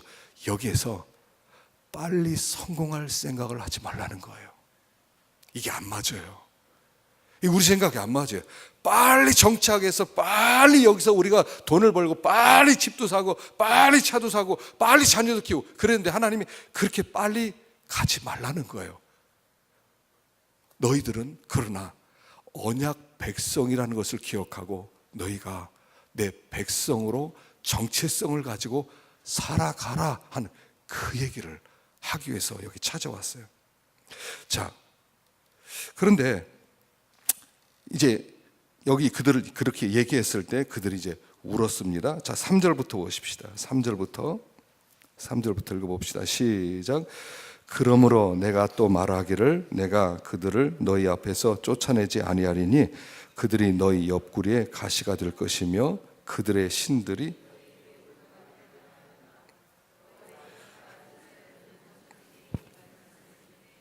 백성이 소리를 높여 운지라. 그러므로 그것을 이름하여 복임이라 하고 그들이 거기서 여호와께 제사를 드렸더라. 자, 그들이 울었어요. 그래서 울어서 복임이라고 했단 말입니다. 우는 땅, 통곡한 땅, 이런 뜻이 복임이라는 건 복임인데, 왜 그들이 울었냐 하면 첫 번째는 하나님의 사자가 나타나서 그들을 책망했거든요. 책망한 그 책망을 들으면서도 그들이 뭘 깨달았냐면 하나님은 여전히 우리를 사랑하신다는 거예요. 하나님은 여전히 우리를 버리지 않으셨다는 거예요. 그게 여호와의 사자가 왔다는 거예요. 여기 말은요, 너희들 어찌 그리하였느냐, 너희들 이제 그들이 너희 옆구리가 되고 옆구리 가시가 되고 올무가 되리라 하면서 책망을 하셨는데 그 책망 속에서 그들은 하나님의 사랑을 깨달았다는 거예요. 하나님의 사자를 보냈다는 것은 하나님이 그들을 버리지 않았다는 얘기예요. 그리고 하나님께서 그들과 함께 하신다는 증거예요. 그래서 그들이 감사한 마음으로 울었다는 것입니다. 자, 우리 하나님은요, 내가 생각하는 것보다 훨씬 더 사랑이 많으세요. 우리가 자꾸 어떻게 오해를 하냐면 하나님은 진노하시는 분이다, 무서운 분이다. 하나님 굉장히 조금만 잘못하면 하나님이 아주 회초리를 때리는 분이다 하는 생각이 드는데, 아니요, 하나님이 그보다 훨씬 더 우리를 사랑하세요. 여기 여호와의 사자가 이들에게 나타난 것은 답답해서 나타나신 거예요. 너희들 좀 왜 그러냐, 너희들 그렇게 나갔을 때 너희들이 얼마나, 그 사람들이 너희 옆구리에 가시가 되고 올무가 되어서 너희들 얼마나 고생하는 줄 아느냐 하고 안타까워서 찾아오신 거예요. 하나님이 우리가 찾아오실 때 우리가 오해하지 말라는 것입니다. 어떻게 오해하냐면 하나님은 무섭다는 생각을 우리는 근본적으로 가지고 있어요. 하나님은 무섭다, 하나님 보응하신다, 하나님 질투하신다, 하나님 진노하신다, 이게 꽉 차 있어요. 그러나 하나님은 그거보다 먼저 사랑이 크셔요. 이렇게 표현은 안 돼요. 하나님의 사랑과 하나님의 공의할 때는 거의 우리가 동등하게 보지만, 그러나 표현할 때는 우리가 이렇게 제가 표현합니다. 하나님은 사랑이 공의보다 2배는 더 커요. 아니, 10배는 더 커요. 하나님은 10배, 100배 더 커요. 우리가 우리 아이들을 생각할 때, 여러분, 아이가 내가 자기를 얼마나 사랑하느냐, 여러분, 아이가 내가 자기를 얼마나 사랑한 줄 안다고 생각해요. 우리 아빠가 나를 얼마나 사랑할까? 우리 엄마가 나를 얼마나 사랑할까? 여러분, 얼마나 사랑해요? 아이가 상상할 수 없을 만큼 부모는 자식을 사랑해요. 아마 거의 모든 부모라면 그런 생각을 가지고 있을 겁니다. 내 자식, 내 자녀, 그러면 상상할 수 없을 만큼 사랑해요. 아이는 상상을 못해요. 맨날 혼내고 또 뭐 잔소리하고 사랑하지 않는다 그러지만 사실은 그 부모가 자식을 향한 사랑은 이루 말할 수 없는 것처럼 하나님이 어떤 때 우리를 혼도 내시기도 하고 징계도 주시고 어떤 때는 위협도 하시는 것 같지만 그 근본 속에는 항상 뭐가 있어요? 사랑이 있어요. 사랑이 있어요. 그 증거가 뭐냐면 2018년을 맞이했다는 겁니다. 우리가 자격으로 치면 2018년을 맞이할 수 있나요? 실력으로 치면 하나님 앞에 잘한 게 있나요? 없어요. 그런데 2018년을 맞이한 걸 보니까 오늘 하나님께서 우리를 부르셔서 여기에 다시 예배를 드리게 하시는 걸 보니까 하나님이 참 무던히 참으시고 무던히 기다려 주시고 무던히 우리를 사랑하시는구나 하는 것을 느끼지 못합니까? 하나님은 굉장히 사랑이 크다는 거예요. 그래서 우는 거예요. 우리가 이렇게 적군도 쫓아내지 못하고 그냥 그들과 결혼하고 그냥 적당히 살고 이렇게 살아가는 우리를 하나님이 답답해서 찾아오셔서 혼내고 너희들 이제 끝장이다 한 게 아니라 안타깝게 그분이 찾아오셨다는 거예요. 어떻게 생각하면요, 우리가 이 지구상에 목숨이 붙어서 사는 동안 하나님은 우리를 절대로 버리지 않으실 거예요. 어떤 때는 내가 죄악의 길을 가는데도 불구하고 그 길을 돌봐주신 하나님이시에요. 하나님이 그 길을 막아줬으면 좋겠는데 어떤 때는 죄를 짓는 길조차도 하나님은 열어주시는 하나님이셔요. 그 탕자 이야기를 보면요, 여러분, 탕자가 아버지 싫어요? 재산 내놓으세요. 그리고 도망치는 거를, 야반도주 하는 걸 허락하시는 하나님이세요. 이 사사기서에서 전체적으로 나오는 메시지가 뭐냐면 하나님이 그 백성들에게 완전한 자유를 다 주었다는 거예요. 너희들 하고 싶은 거 마음껏 해봐라. 마음껏 해봐라. 하나님은 억지로 너 집에 있어, 너 절대로 못 나가, 집 가두면서 이제는 나와 지내, 나 사랑해, 이런 하나님이 아니에요. 하나님은 100% 자유를 다 주어버렸어요. 너희들 마음껏 한번 해봐. 마음껏 너희들 하고 싶은 거 다 해봐. 이게 사사기서예요. 사사기서에서 하나님은 그 백성한테 마음껏 뭐든지 하라고 내버려둬요.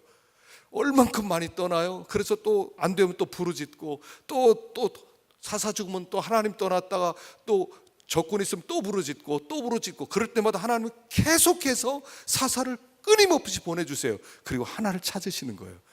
너희들이 내가 시켜서가 아니라 너희들 진짜로 마음 중심에서 하나님이 진짜 우리 사랑하는군요. 하나님 찬양하겠습니다. 이 한마디만 듣고 싶다 하는 내용이에요. 하나님은요, 내가 생각하는 것보다 훨씬 더 사랑이 많고요, 우리에게 훨씬 더 많은 자유를 주셨어요. 그리고 우리에게 기다리는 거예요. 너 마음껏 너에게 자유를 줄 테니까 그 자유 가지고 마음껏 살아봐. 그리고 나서 내가 얼마나 좋은지, 얼마나 선하고 사랑이 많은지 알면 좋겠어. 그리고 하나님은 자유를 주셨어요. 이게 사사기의 굉장히 중요한 내용이에요. 마음껏 누리게 하셨어요. 왕도 세우지 않아요. 우리의 삶을 규정도 하지 않아요. 너 하고 싶은 거 모든 거 해. 모든 거 해. 그리고 나서 그들이 부르실 때마다 이것들, 내 그럴 줄 알았지 하고 사사 보내주고 또 건져주시고 평화 주시고, 그러다 또 떠나고 그럼 또 기다리시고 또 부르시면 또 사사 보내고. 와, 이 하나님이에요. 여러분, 이게 사사기의 굉장히 중요한 내용이에요. 하나님은 굉장히 사랑이 많다는 거예요. 하나님은 굉장히 사랑이 많다는 거예요.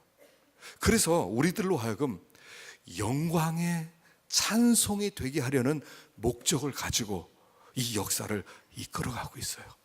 마침내 하나님이 우리 입에서 하나님을 향해서 하나님, 진짜 당신에게 항복합니다. 정말 당신은 너무너무 좋으신 분입니다. 이 고백을 받아낼 때까지, 스스로 우리가 그 고백할 때까지 막 억지로 막 때려서 나 사랑한다고 말해, 하나님께서 억지로 다리 분들어 놓고 너 사랑한다고 말해, 그런 분이 아니라 너 하고 싶은 거 마음대로 해. 다닐 거 다 다녀. 그리고 죄 지을 거 다 지어봐. 그리고 내가 얼마나 기다리는 하나님인가 알았으면 좋겠어. 알았으면 좋겠어. 여러분, 이 선악과를 만들어 놓은 것도요, 선악과 만들어 놓고 먹지 마, 그리고 거기다 가시철망 막아놓으면 얼마나 좋아요. 그럼 안 먹을 거 아닙니까? 죄 안 졌을 거 아닙니까? 하나님은 그 선악과 밑에서 잠 잘 되고요, 따먹어도 될 만큼 우리에게 모든 자유를 다 주신 분이라는 거예요. 모든 자유를 다 주신 분이에요. 그리고 기다리는 거예요. 여기에 하나님의 사자를 보내요. 야, 너희들 왜 그랬냐? 내 언약 있지 않냐? 내 언약을 넌 내 언약 백성이야. 언약 백성에게 말씀을 주잖아요. 하나님이 하라 하는 말씀과 하지 말라 하는 말씀을 주세요. 근데 이게 다 무슨 뜻이냐면, 너 이렇게 해야 돼, 안 하면 너 죽을 거야, 너 하지 마, 이거 하면 너 큰 짱나, 이런 게 아니에요. 그렇게 할 필요가 없으니까 하지 말라라고 얘기한 거예요. 그렇게 하면 너한테 굉장히 좋으니까 그렇게 하라 하는 거예요. 하지 말라, 거짓말 하지 마라, 너 이렇게 도둑질 하지 마라. 왜요? 그럴 필요도 없다는 거예요. 네 옆에는 내가 있으니까. 그게 율법이라고요. 율법이 뭐냐면, 너 그럴 필요 없어. 거짓말 칠 필요 없어. 왜 거짓말 쳐가지고, 왜 도둑질 해가지고 너 배불리려고 해? 내가 있는데 그거 하지 마. 할 필요가 없으니까 하지 말라고 하시는 것이지, 그거 안 하면 너 죽여버리겠어, 너 그냥 두지 않겠어, 그런 뜻이 아니란 말이에요. 사랑해라, 용서해라, 그렇게 하면 하나님께서 내가 얼마나 행복해지는지, 내가 얼마나 마음이 편안해지는지 그걸 알도록 위해서 하라 한 거예요. 다 우리를 위해서 주셨어요. 계명과 율법은 하나님을 위해 준 게 아니라 나를 위해 주셨어요. 마음껏. 여러분, 우리가 누리고 있는 이 자유, 어떤 때 눈치 보잖아. 이러다 하나님이 기뻐하지 않는 거 아니야? 하나님 때리는 거 아니야? 물론 하나님이 어떤 때는 우리를 그렇게 부르실 수도 있어요. 그러나 하나님의 마음은 억지로 그렇게 해서 오는 거 원치 않으셔요. 그래서 하나님이 영광 받으실 때 이렇게 우리가 단 한마디라도 모든 자유를 쓸 수 있는데, 하나님 당신을 사랑합니다, 이 말 한마디가 하나님께 얼마나 큰 영광이 되는지 모른다는 거예요. 억지로 시켜가지고 하나님께 영광 돌리는 게 아니라, 우리 자유의지로 하나님 앞에 나와서 누가 오라고 하지 않은데 하나님께 엎드려서, 하나님 당신은 정말 좋으신 분입니다, 이 고백을 하나님 최고의 영광으로 여겨주시겠다는 얘기예요. 그걸 알고 그들이 우는 거예요. 울었어요. 근데 그들이 돌아갔어요? 아니요, 안 돌아갔어요. 돌아갈 능력이 없어요. 근데 여전히 하나님 그들을 사랑하신다는 얘기예요. 여러분, 하나님은 정말 사랑하세요. 올 한 해 걱정하지 마세요. 두려워하지도 마세요. 우리 하나님은 내가 생각하는 것보다 훨씬 더, 나보다 더 나를 굳게 붙들 거예요. 내가 넘어지고 쓰러지고 그래도 하나님은 나를 끝까지 붙들고 계시는 거예요. 하나님의 언약이라는 게 무슨 뜻이냐면, 은혜라는 게 뭐냐면, 내가 너희를 선택했는데 너희들의 행위와 너희들의 생각과 너희들의 어떤 못된 행위도 내 결정에 전혀 영향을 주지 않는다는 거예요. 그게 은혜예요. 그게 은혜란 말이라고요. 자격 있는 자에게 뭔가 주는 게 아니라, 자격 없는 우리들에게, 야, 이걸 보면 진짜 이거 너무했다 하는 진짜 못돼 처먹은 우리들에게 너희들의 행위가 내 결정에 전혀 은혜, 구원이라고 부르는 거예요. 이거 아시겠어요? 이걸 아시겠어요? 이걸 알아야 돼요.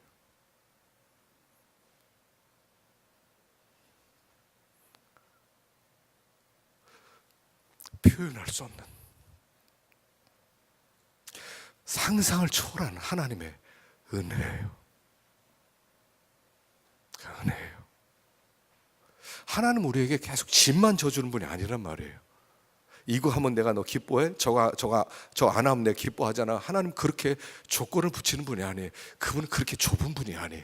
그냥 사랑해요. 그래서 우는 거예요. 자기들의 연약함을 바라보면서 우는 거라고요. 이걸 알아야 돼요. 그래 우리가 이 세상에서 힘을 얻을 수 있다고요. 이 세상을 이길 수 있는 힘이 거기서 나오는 거라고요. 근데 울었어요. 자, 10절 보십시다. 10절 시작. 그 세대 사람도 다 그 조상들에게로 돌아갔고 그 후에 일어난 다른 세대는 알지 못하고 여호와께서 이스라엘을 위하여 행하신도 알지 못하였더라. 자, 여기 다음 세대, 다른 세대라고 얘기했다고 그랬죠. 다른 세대. 그 세대도 조상들에게 돌아갔고 그 후에 일어난 다른 세대도 하나님을 알지 못했다. 하나님을 알지 못했다는 것은 어떤 경험적으로 하나님을 체험하지 못했다는 의미도 있지만 더 좋은 게 있어요. 하나님에 대하여 무관심해졌다는 거예요. 관심이 없었다는 거예요. 하나님 누군데? 왜 우리가 그 하나님을 섬겨야 되는데? 라고 생각했다는 거예요. 그래서 그들이 하나님을 알지 못하였더라 하는 거예요. 자, 어떻게 이렇게 무관심해졌어요? 지금 우리 시대 자체가 얼마나 우리와 다른 세대인지 몰라요. 하나님에 대한 관심 자체가 없어요. 하나님에 대한 관심 자체가 다음 세대들에게 없어요. 우리 아이들이요. 우리가 하나님을 섬겨야 되겠다. 좀 내가 말씀도 좀 배우고 좀 믿음으로 살아야겠다.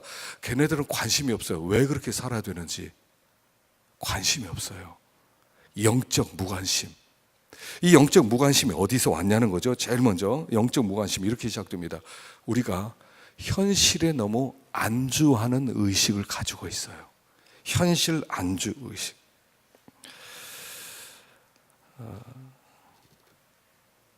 자꾸 이 정도면 됐지라고 생각해요. 여러분 하나님 섬겨요. 제가 이렇게 볼 때 우리 교회 성도들이 다른 교회 성도들보다 주님을 더 잘 섬기는 것 같아요. 여기 집회도 가고요. 여기 가서 사람도 만나고 그러면 우리 교회가 제 마음속으로 이렇게 좀 교만한 생각을 가지고 있어요. 우리 교회 성도들이 조금 하나님을 사랑하는 마음이 다른 교회보다 좀 크다. 제가 이렇게 생각을 해요.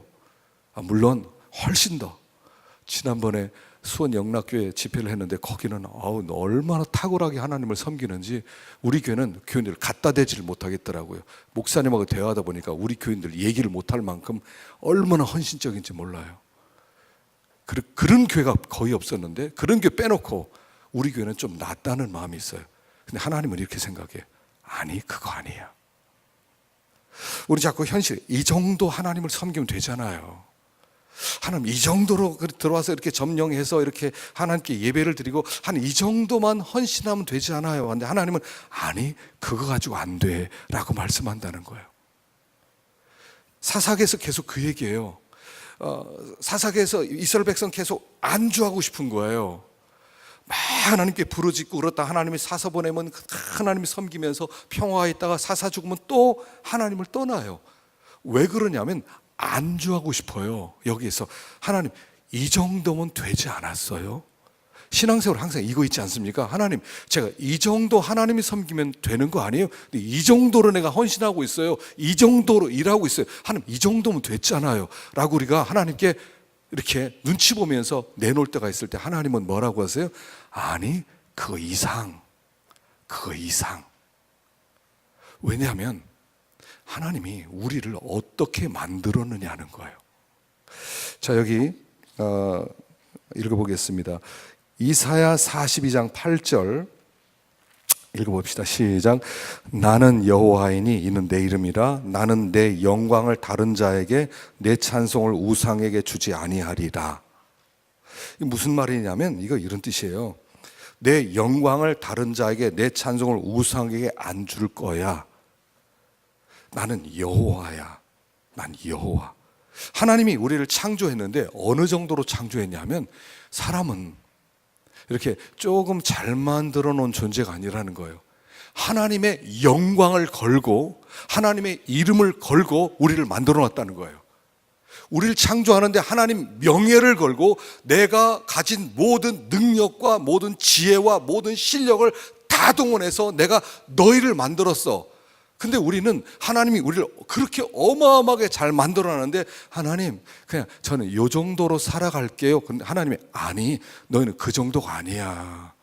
너희들은 그 정도로 살 자들이 아니야. 내가 너희들 성능을 너희들 실력을 그렇게 만들어 놓지 않았어. 너희들은 훨씬 더 상상할 수 없을 만큼 훨씬 더 아름답고 훨씬 더 선하고 훨씬 더 멋지고 내가 내 실력 전부를 동원해서 그렇게 만들었어. 근데 너희들이 이것으로 만족한다고 이 정도 행복으로 기뻐한다고 나는 만족하지 못해. 너희들은 그 이상이야 라는 뜻이에요.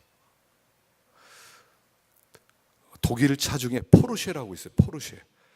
포르쉐라고 있는데 어떤 차는요 700마력이에요. 700마력 차가 700마력. 그래서 이 차를 달리면 어떻게 만들었냐면 100m를 2.8초에 끊을 수 있어요. 시작 하나 둘 그럼 다 와 있어요. 이렇게 만들어 놓은 차예요. 포르쉐가 시속 340km까지 달릴 수 있어요. 그래서 이 차를 타면 이건 보통 이런 도로에서 타는 게 아니에요. 경주장에서 타는 거예요. 그냥 지나가면 보이지 않고 달려갈 만큼 빠른 차예요. 근데 이 차가 저는 그냥 대한민국 경부선에서 100km만 달리면 돼요. 그러면 주인이 뭐라고 그랬어요? 아니 이 차는 그렇게 쓰는 게 아니야. 이 차는 그렇게 다른 차 뭐 시시하게 뭐 소나타랑 경주하겠습니다. 야 너희들은 이 포르쉐하고 소나타하고 경주하는 게 아니야. 뭐 그랜저하고 너희들은 그랜저급이 아니야. 너희들은 그렇게 살 자들이 아니야 라고 얘기하는 거예요. 하나님이 우리를 어떻게 잘 만들었는지 얼마나 영광스럽게 만들었는지 너희들은 가히 상상 못할 존재야. 나는 너희들 거기까지 끌어올리고 싶어. 이게 하나님의 계획이라는 거예요. 현실에 안주하지 말라는 거예요. 하나님 내가 베드로가 예수님이 우리 원수에게 몇 번 용서합니까? 7번 용서할 거예요? 아니 7번? 아니 70번씩 7번이야. 아니 7번만 용서해도 엄청난 용서인데 아니 너희들은 그 정도 아니야. 너희들은 70번씩 7번이나 용서할 수 있는 엄청나게 아름다운 존재야. 말씀하는 거예요. 우리는 우리를 너무 몰라요.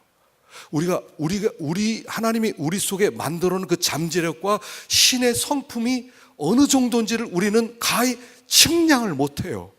우리는 그 이상의 존재란 말이에요. 근데 우리는 자꾸 아래 수준에서 하나님 이 정도면 됐잖아요. 이 정도 섬기면 되잖아요. 이 정도 참아먹으면 되잖아요. 거기서 머문다는 거예요. 하나님이 아니야. 그렇지 않아. 훨씬 더 너희들은 가히 상상할 수 없는 훨씬 더 멋진 존재고 훨씬 더 아름다운 존재고 이 세상에서 찾아볼 수 없는 그런 존재들이야. 내가 내 영광을 걸고 너희들을 만들었다니까. 너희들을 바라보면서 사람들이 와 이런 존재를 만드신 하나님은 얼마나 아름다우신가 라는 찬송을 듣고야 말 거야. 나는 그 영광을 우상에게 안 줘 라는 말씀이에요. 여러분 우리의 숨은 실력들을 아시겠어요? 하나님께서 우리를 창조해 놓으신 그 수준을 아시겠냐 말이에요. 그런데 그 하나님에 대해서 잊어버리고 하나님 적당히 이렇게 살다가 그냥 천국 갈게요. 꿈 깨라는 거예요. 그렇게 천국 가면 안 돼요.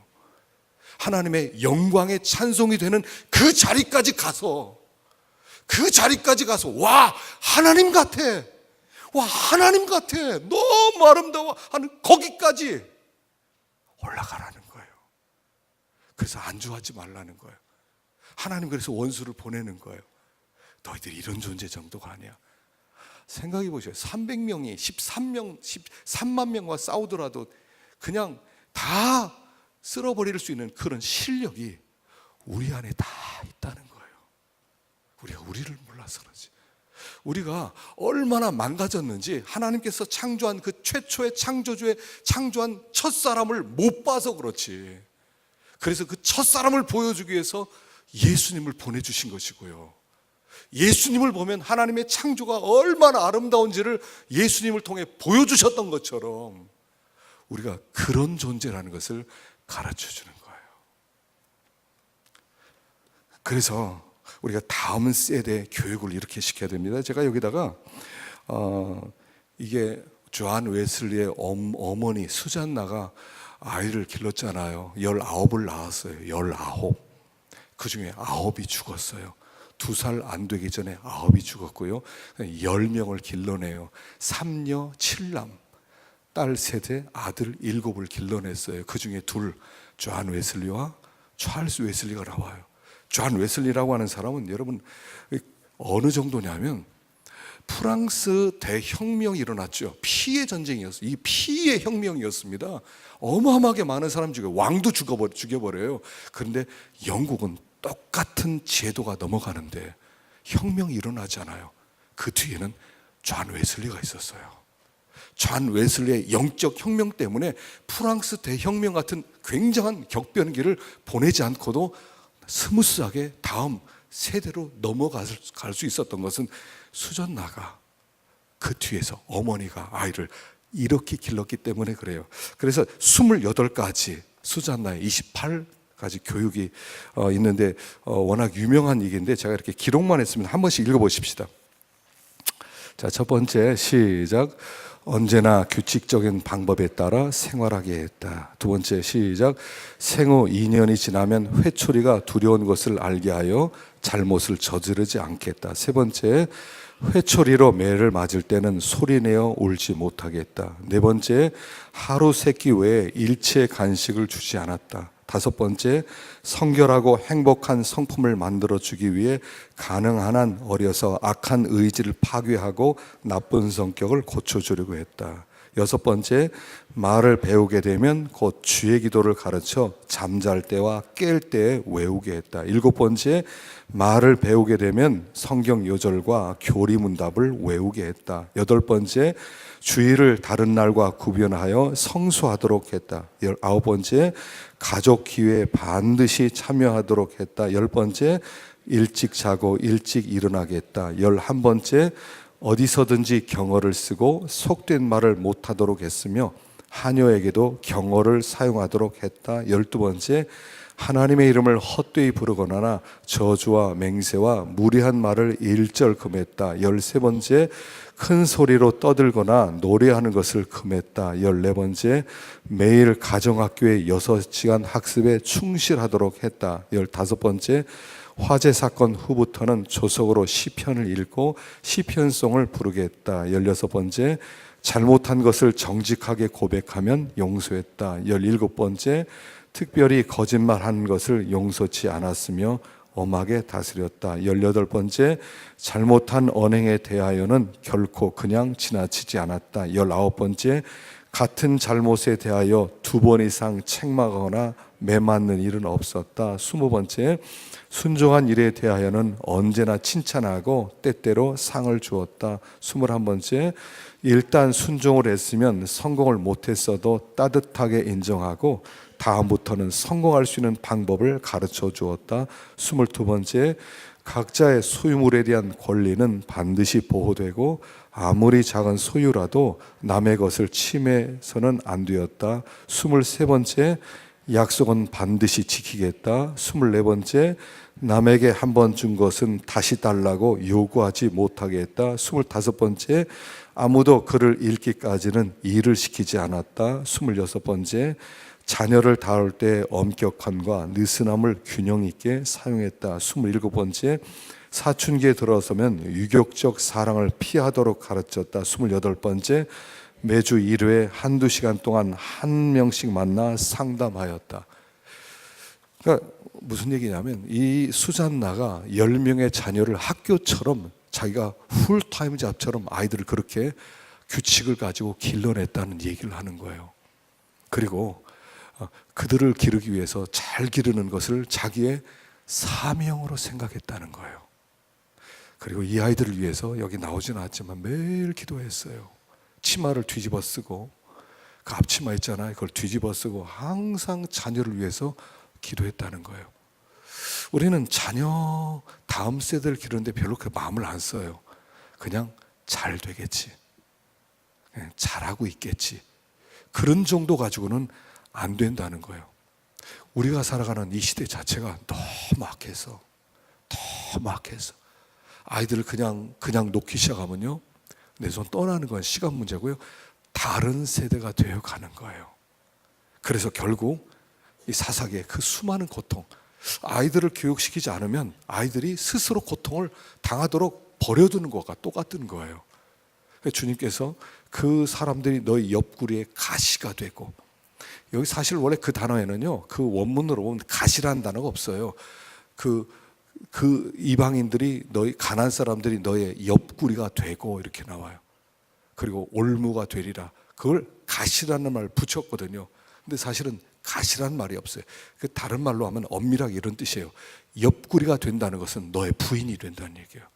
가나안 사람들이 너의 옆구리가 되어서 너의 부인이 되어서 사는 날 동안 너를 괴롭힐 것이다, 이런 뜻이었거든요. 우리가 자녀들을 다음 세대를 제대로 길러놓지 않으면, 아이들 10년 가운데 하나님에 대하여 영적 무관심으로 내버려 둔다면 그 아이들이 여러분들의 옆구리에 가시가 될 거고요, 올무가 될 거예요. 우리가 이 시대는 청소년들이 말씀드렸죠, 복음화율이 3%가 안 돼요. 3%. 100명 중에 3명도 교회를 나가는 사람이 없다는 거예요. 무슨 얘기겠어요? 다음 세대는요, 여기가 아프리카가 된다는 얘기예요. 여기가 남미가 되고요, 저 인도네시아 이리안 자야처럼 완전히 정글 같은 그런 하나님을 모르는 그런 세상이 될 거라는 거예요. 유럽은요, 교회가 다 텅텅 비었잖아요. 근데 유럽은 문화가 기독교 문화예요. 우리나라는 기독교 문화로 정착하기 전에 이렇게 타락했기 때문에 더 이상 기독교 문화, 예수, 하나님 알 수 있는 길이 없다는 거예요. 더 유럽보다 더 열악한 환경이 될 거라는 거예요. 그 환경 속으로 우리 자녀를 어떻게 보낼 것이냐는 것입니다. 기도 많이 하셔야 돼요. 가정의 어머니들, 아버지들, 자녀를 위해서 진짜 기도 많이 해주셔야 돼요. 파수꾼이 되어주셔야 돼요. 그렇지 않으면 다른 세대가 되어서 전혀 말이 통하지 않는 그런 세대가 된다는 거예요. 자, 여기까지 하겠습니다. 기도하겠습니다.